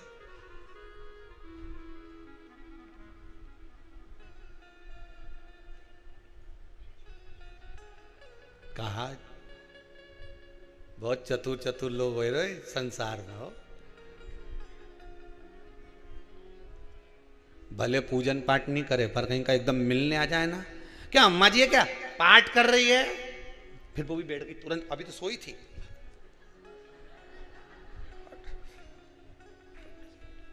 तुरंत। क्या पंडित जी हैं क्या, उनसे थोड़ा काम है, अभी माला जप रहे हैं, मालूम पड़े पंडित जी तो आराम से सेव फल खा रहे थे। अब प्लेट सोफा के नीचे घुसे तुरंत।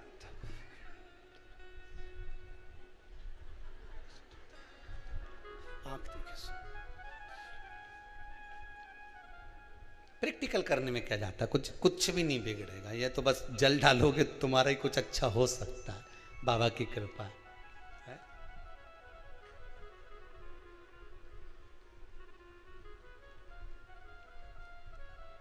3 वृक्ष पितरों के तुल्य हैं। पहला जम के बोलिए पीपल, दूसरा वट वृक्ष, तीसरा बेलपत्री का वृक्ष। 3 पीपल के वृक्ष में 52,000 ब्राह्मण एक साथ निवास करते हैं, इसलिए पितृतुल्य है। वट वृक्ष ब्रह्मा जी के मस्तक से बना, इसलिए पितृतुल्य है। और बेलपत्री का वृक्ष माता पार्वती जी के अश्रु से बना। जब आंसू गिरे थे माता जगत जननी जगदम्बा पार्वती के, उस समय पर पितृलोक में हलचल उत्पन्न हो गई थी। हमारी नातिन की आंख में आंसू कैसे आ गए? मैनावती की पुत्री है,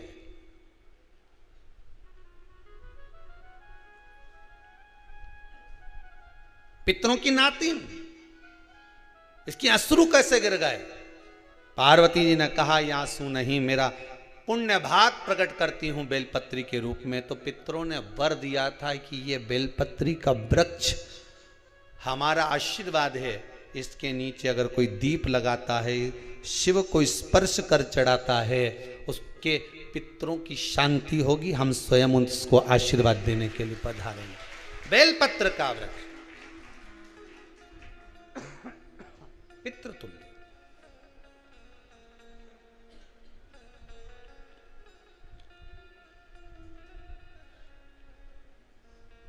तो रात्रि को अगर भूख लग रही है, प्यास लग रही है, तो पितृदोष है। दूसरा पितृदोष का लक्षण बताया, घर में कोई शुभ कार्य ना हो, वंश की वृद्धि ना हो।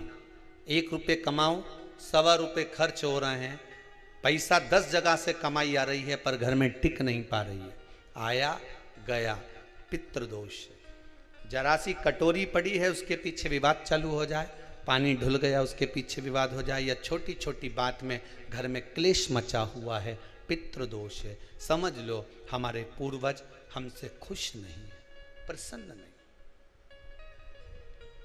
कोई कहता है गुरुजी श्राद्ध बड़े बेटे को करना चाहिए कि छोटे को करना चाहिए?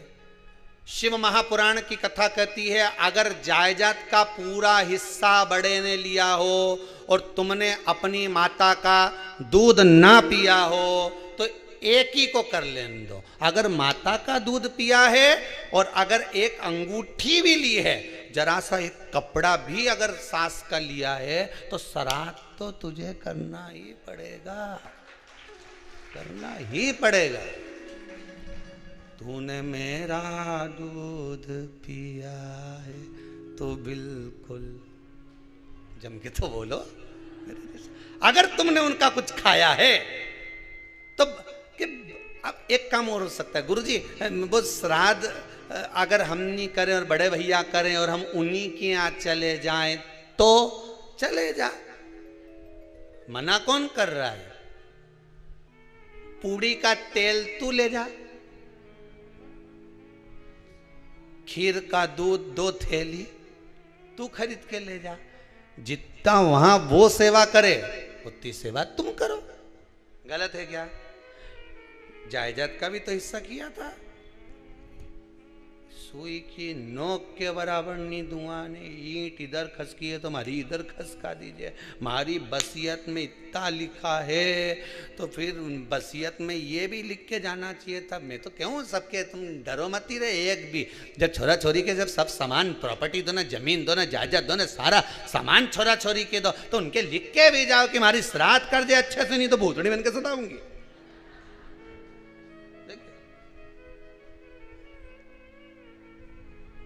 श्राद्ध करो।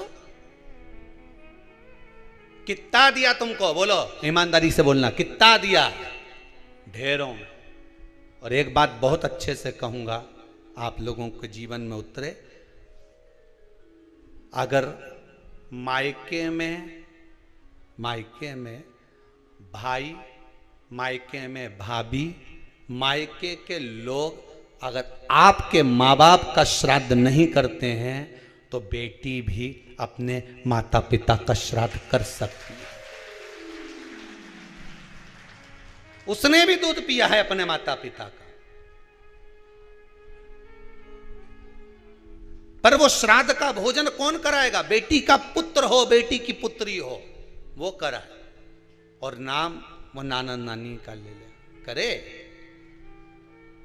अगर वो नहीं कर रहे हैं, वो नहीं संभालते, वो नहीं जानते, तो आप करो,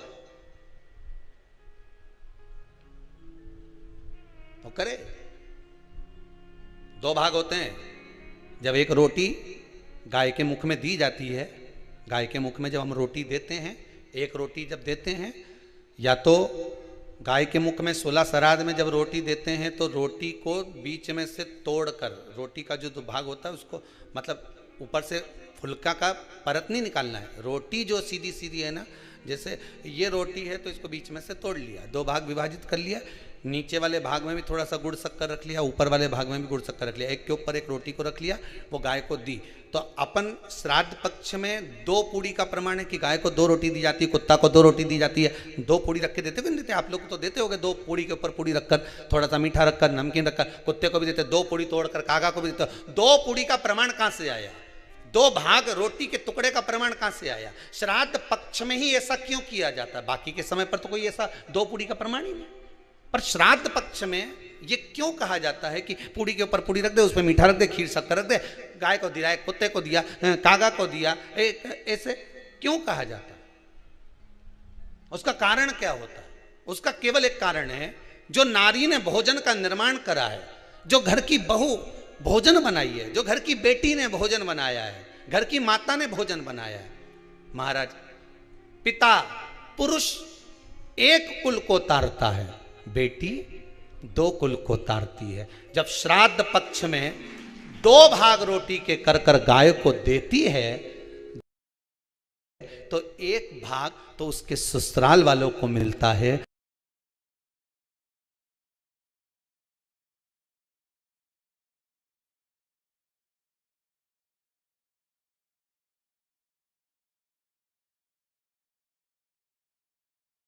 मायके को भी मिले, ससुराल को भी। जब गया जी का पिंड होता है तो नाना नानी सबका स्मरण कराया जाता है। 2 भाग,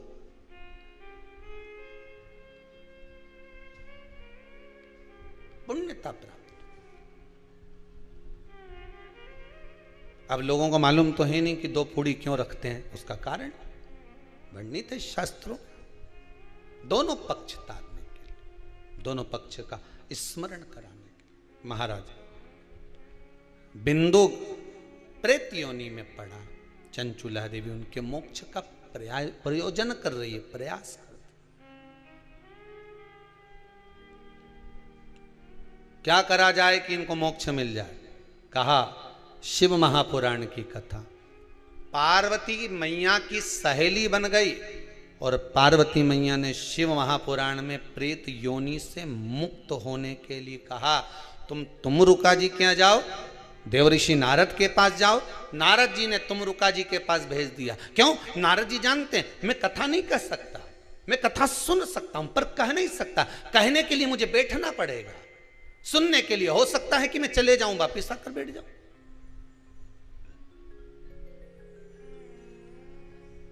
तुमरुका जी से कहा कथा कह दोगे?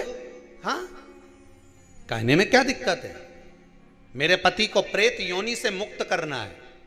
तुमरुका जी बोलते हैं केवल तुम्हारा पति प्रेत योनि से मुक्त नहीं होगा। तुमरुका जी ने शिव महापुराण में कहा, सुनो चंचुला देवी, केवल एक व्यक्ति शिव पुराण से नहीं तरता, इस बिंदुक जैसे ना जाने कितने प्रेत इस वायुमंडल में घूम रहे होंगे, ना जाने कितने पितर, ना जाने कितने आहूत, ना जाने कितने वासुक इस वायुमंडल में घूम रहे होंगे। तुम्हारा पति तुमको दिखा नहीं, तुम्हारा बिंदुक तुम्हें कभी नजर आया नहीं, फिर कारण क्या था? बस मन में शांति नहीं है। घर में सारा सुख है पर हृदय में शांति नहीं, समझ लो पितृदोष है। क्या करा जाए? फिर क्या करोगे?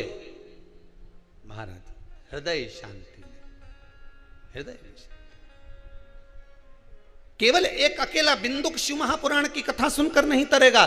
तुमरुका जी कहते हैं जिस समय पर मैं शिव महापुराण की कथा कहूंगा, सुनो चंचुला देवी, इस संसार के इस भूमंडल पर मृत्यु लोक में जितने भी जीव इस संसार सागर में भटक रहे होंगे, शिव महापुराण की कथा सुनकर वो भी तर जाएंगे। ये अकेली बिंदुक को तारने वाली नहीं है। इस मृत्यु लोक में जो विराजमान, आज भी नियम है महाराज, श्राद्ध का भोजन टेबल पर नहीं कराया जाता, श्राद्ध का भोजन ब्राह्मण को कुर्सी पर बिठाकर नहीं कराया जाता, श्राद्ध का भोजन किसी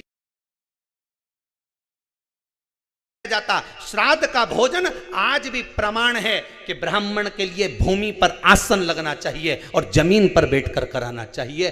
तब क्यों? क्योंकि इस भूमि पर बैठकर जब भोजन कराएंगे, इसी भूमि से ना जाने कितने पितर गए, कितने तर्पण हुए, कितनी तिलांजलि हुई, इसी भूमि से, इस रज से, इस कण से ना जाने कितने जीव चल गए। अब लकड़ी पर या टेबल पर या कुर्सी पर बैठकर ब्राह्मण को भोजन कराने का प्रमाण नहीं है। अब आपका फैशन ज्यादा हो गया तो बात दूसरी है। पंडित जी ऊपर बैठ के खा लोगे क्या? पंडित जी तो बोल देंगे अच्छा है खिला दो।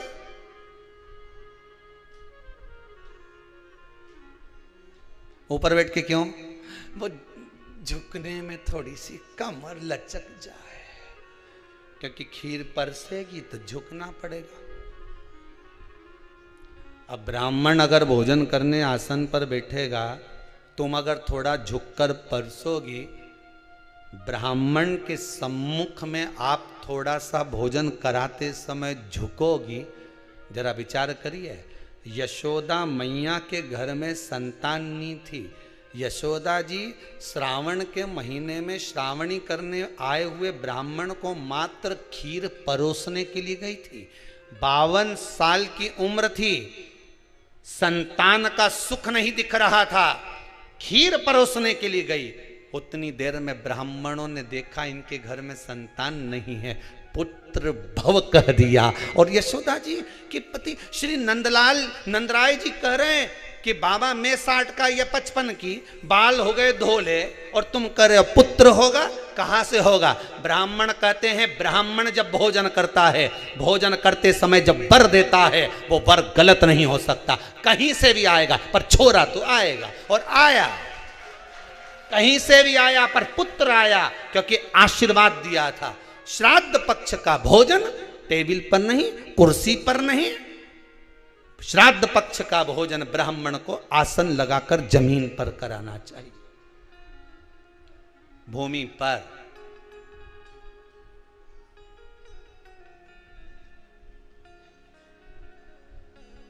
अब आजकल के ब्राह्मण भी थोड़े नीचे,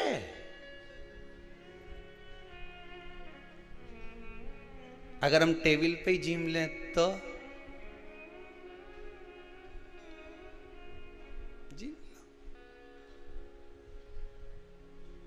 अब क्या बोले भी तो क्या बोले, तुम वही बताओ।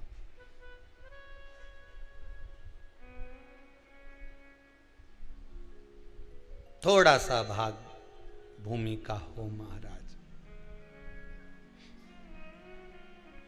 तर्पण तिलांजलि सब भूमि पर। हम तो जो जजमान हवन करने के लिए भी जो जजमान लोग नाम लिखाए हैं पितरों के लिए, तो हम उनको भी कहते हैं कि कुर्सी पर बैठकर आहुति छोड़ने से अच्छा है आप बैठो मनानी पर, पहले सबसे पहले भूमि पर 10 मिनट बैठो, पर बैठकर आहुति छोड़ो, उसके बाद भले आप स्टूल लगाओ, कुर्सी लगाओ, आपकी मर्जी, पर 10 मिनट 5 मिनट तो आप भूमि पर बैठो उन जीवों के लिए, उन जीवों के।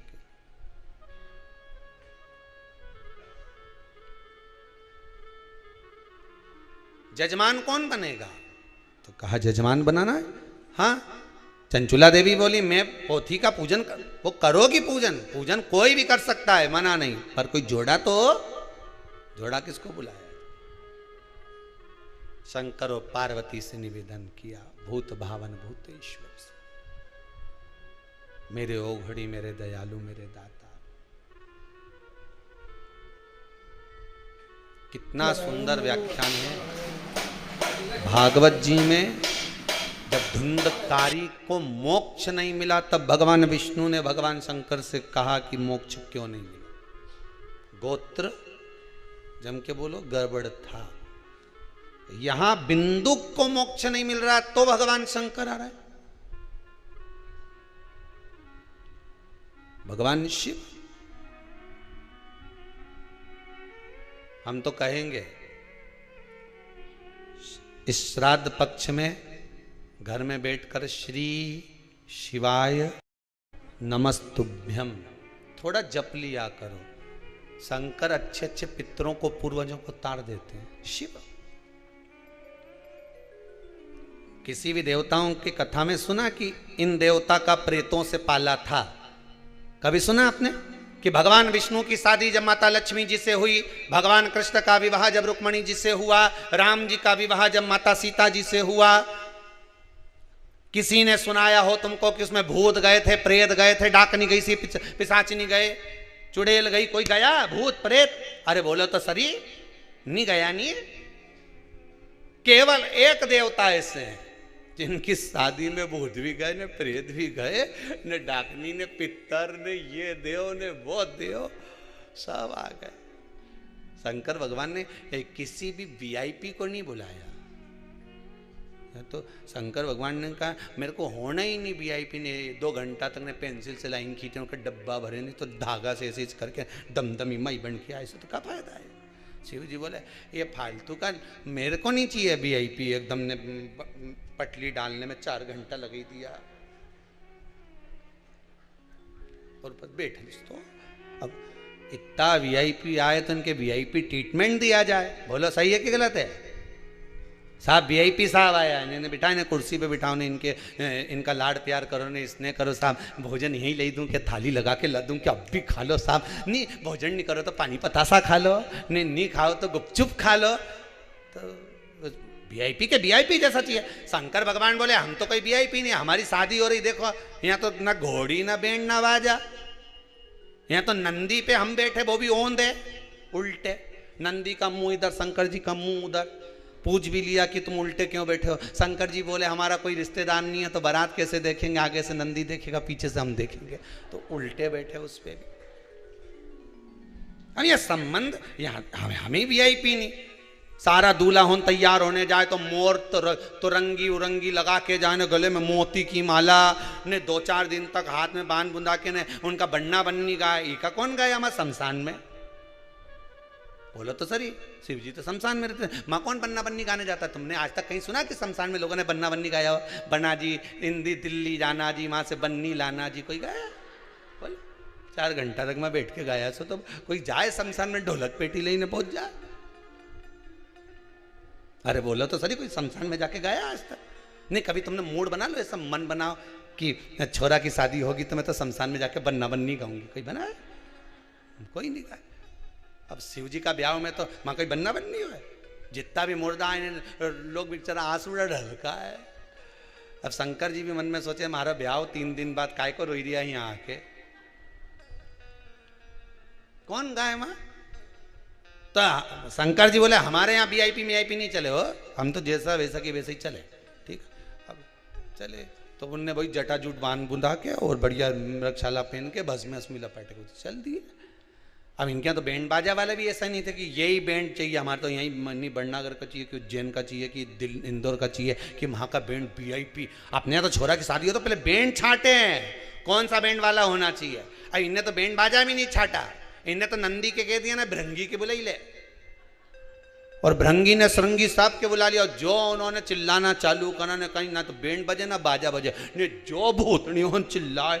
अब तुम देखो कभी एक बार कहीं चले जाओ, कहाँ पर बालाजी वगैरह जाते ना, तो वहाँ जब हवा नहीं आए बाल माल खोल के जो चिल्लाए, अब एक इनाम से चिल्लाए तो एक उनंग से चिल्लाए, एक उधर से चिल्लाए तो एक उधर से चिल्लाए, और ऐसा मजे आए देवता उनको घबरा के ऊपर चले गया वापिस कि दादा ये बैंड बाजा बजा ही रहा है, ये बैंड बाजा।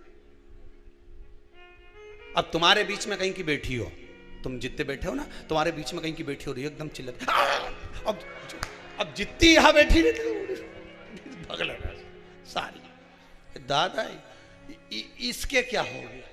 भगवान अब वहीं से सारा गुरुजी इसके कहीं हो गया। अब गुरुजी पंडित जी का लगा, जा जल छोड़ के आ, ललित महाराज तू जा, देवेंद्र महाराज तू जा, इनके जल छोड़ जल्दी से। अब उनके तो बाल खोल के और फिर चिल्लाई, इतना एरिया सब खाली। तो उससे पूछा भाई, ओ भाई तो काहे चिल्लाई? कि बहुत देर से पांव रख के बैठी थी महाराज जांग पे, बहुत देर से बैठी, मैं कई बार कह दी उनंग सरक नहीं सर के, तो मैं भी अच्छी जोरदार मैंने के देवता ही किया, सब भग गई उनंग की। अब आप कही तो क्या अब तो पसरी जो तुम मालूम नहीं, अब कही। अब शंकर जी बोले भयंकर नाथ शिव जी के, अब यहाँ दिखावा नहीं है महाराज जी, दिखावा करे ही नहीं इन्होंने, दिखावे का सबाई तरासेगी वो शब्दों के बाण कहकर, अपशब्द कहकर ताने देकर। कई बहुएं कहती हैं गुरुजी हमारी सास बहुत आड़ा टेढ़ा कहती, बहुत बोल दो उसको कि एक बार मत बोले। थी एक सास बहू बहुत झगड़ा करती थी। एक दिन सास एक पंडित जी के पास गई, गुरुजी मैं तो बड़ी तंग आ गई मेरी बहू से, कई करूं मैं तो मर जाऊं। हमने कहा काय को मरे बहन, मरने की जरूरत क्या, मेरी बहू बहुत गाली दे। हमने कहा तू नहीं दे, तो हमने कहा तू कुछ भी नहीं बोले, कुछ भी नहीं, बिल्कुल मैं तो चुप रहूं। तो मैंने कहा चुप रहे तो एक काम कर, तेरी बहू को 10 दिन में सही कर दूं। ले इतनी बड़ी एक अंदर से सुपारी मंगवाई, मंगरोल सुपारी इतनी बड़ी, कह दी ये 10 दिन तक तेरे मुंडे में रखना, बस खाने के टाइम निकालना, इसके सिवा मत निकालना, रखी रे। रात के सोता समय वो भी धरी ले तू तो, बस खाने का टाइम निकाल दे, इतनी बड़ी सुपारी दे दी, पूजन वूजन करी सो तो पुजारी सुपारी दे दी, वो बाने सुपारी। 10 दिन मत बोलना, बस बहू तो तेरे पाँव पड़ेगी, धोख लगाएगी, तेरे को प्रणाम करेगी, रोटी गरम गरम देगी, 4 दिन 5 दिन में अच्छी हो जाएगी, बस मुंडा से निकालना मत सुपारी। नहीं निकालू। वो उन्हें मुंडा में सुपारी रख ली, जो गई कुबेरेश्वर महादेव से मुंडा में सुपारी धर के बड़ी सारी। अब बहू के लगा कहीं गठान मठान तो नहीं होगी डोकरी के, अभी तो यहाँ भरी सुपारी पहुंच गई। अब ये तो जाए हो चुपचाप बस। अब बहू ने कोई सब्जी मब्जी ज्यादा बना दी होगी, वो फेंकने चली गई, ज्यादा बन गया खाना, तो इसको गुस्सा तो खूब आया, पर मुंडा में तो सुपारी उसी को कतर रही, सुपारी भी बड़ी साली पेटी जल्दी कतर रही अंदर से, गुस्सा तो खूब आया। एक दिन निकल गया, दूसरा दिन अब बेटी बहू ने पूछा क्या बनाऊं,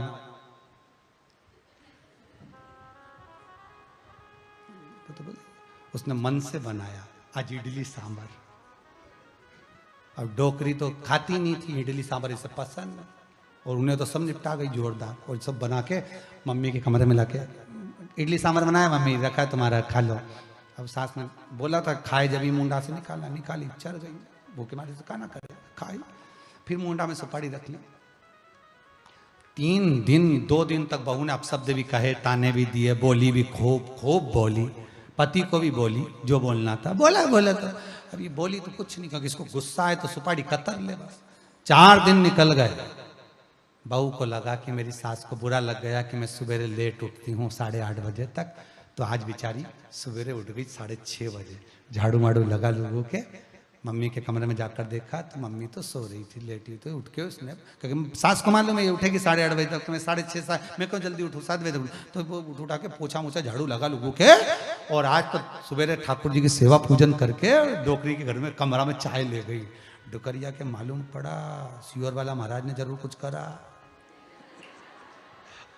अब इनके कहीं मालूम कि सुपारी मुंडा में, चुप क्या बोले रखिए। सास को लगा काम कर गई, सुपारी बहू सुधर गई, चाय लिया इतना साल में नहीं लिया, झाड़ू भी लगा लिया, भुनसारा से उठ गई सुबह से, दोनों के खुश। अब वो भी खुश ये भी खुश, दोनों खुश। निकलते निकलते 8 दिन निकल गए। अब तो बहू तेल लगा दे सास के लाव में लगा दो, मुंडा में सुपारी। अब तो मन में आ रहा है कि सुपारी निकाल के फेंक दूं, पर 10 दिन की है, दवाई तो पूरी रखना पड़ेगा। 10 दिन खूब प्रेम से। अब बहू ने कहा मम्मी मैं गाड़ी चलाना सीख गई, चलो पीछे बैठो मैं तुमको बाजार घुमा ला, हड़ताली काती जा रही है तो साड़ी माड़ी दिलाई, साड़ी माड़ी दिलाई के लोग भुड़भुड़ा के और लाई लाई सब आ गई। अब बस गाड़ी चढ़ाते चढ़ाते पल्लू भी उड़ जाए तो तुरंत सास उसका सिर पर पल्लू भी डालते, बहू को बड़ी खुशी हो हमारी डोकरिया कितना मेरा ध्यान रखे। और साड़ी दिलाई इसने, पैसा दिया डोकरी ने, फिर भी खुश, कोई दिक्कत नहीं, बढ़िया प्रसन्न हो रही ना। तो बहू सुधर गई तो प्रसन्नता कितनी आए। 10 दिन निकला, सीधे महाराज जी के पास पहुंची, सुपारी दी, गुरुजी बड़ी कृपा हुई, हमारी बहू तो 5वें दिन ही सुधर गई थी। महाराज जी बोले बहू नहीं सुधरी, तू सुधर गई, मुंडा से बोलना कम कर देनी तो आधी लड़ाई तो खत्म। पर खाया बिना रह जाऊं, ये देखो मैं तो बोला ही नहीं, तुम पहले बोल दिए बोला बिना नहीं। ये बात तो यही अड़ी रही, दिक्कत तो यही अड़ी है कि महाराज ही नहीं बोल पा रहे हम, तुम पहले खाया बिना रह जाऊं पर बोला बिना नहीं बोला। बोलने में तो लड़ाई है, बोले ही मत। क्या किसको रोइए, चादर तान के सोइए, आग लगे बस्ती में अपन रहो मस्त में, चकाचक रहिए। किसके लिए रहोगे, किसके लिए कहोगे मस्त। मैं तुझे गंगा नहीं बनाऊंगा, मैं तुझे नर्मदा ही रहने दूंगा। मैं गंगा को नर्मदा नहीं बनाऊंगा, मैं उसको गंगा ही रहने दूंगा। और वचन देता हूं नर्मदा तेरा कंकर शंकर होगा, तेरे कंकर में शंकर समाहित होगा। गंगा का स्नान, यमुना का पान, नर्मदा का दर्शन पुण्य प्रदान कर देगा। ये वचन देता हूं तेरे को। नर्मदा उतने में खुश है, नर्मदा उतने में खुश प्रसन्न हो गई और आनंदित होकर चल दी नर्मदा, आनंदित होकर चल। ब्रह्मा जी ने पूछा नर्मदा कहाँ जा रही हो?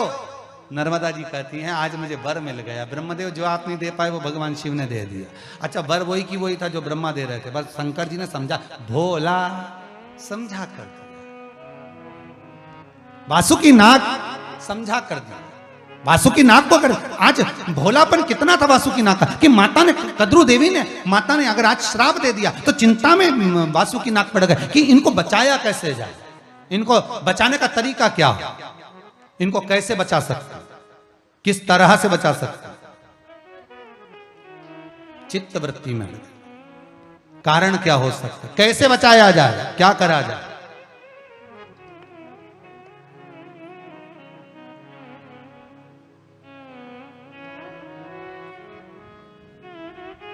कहा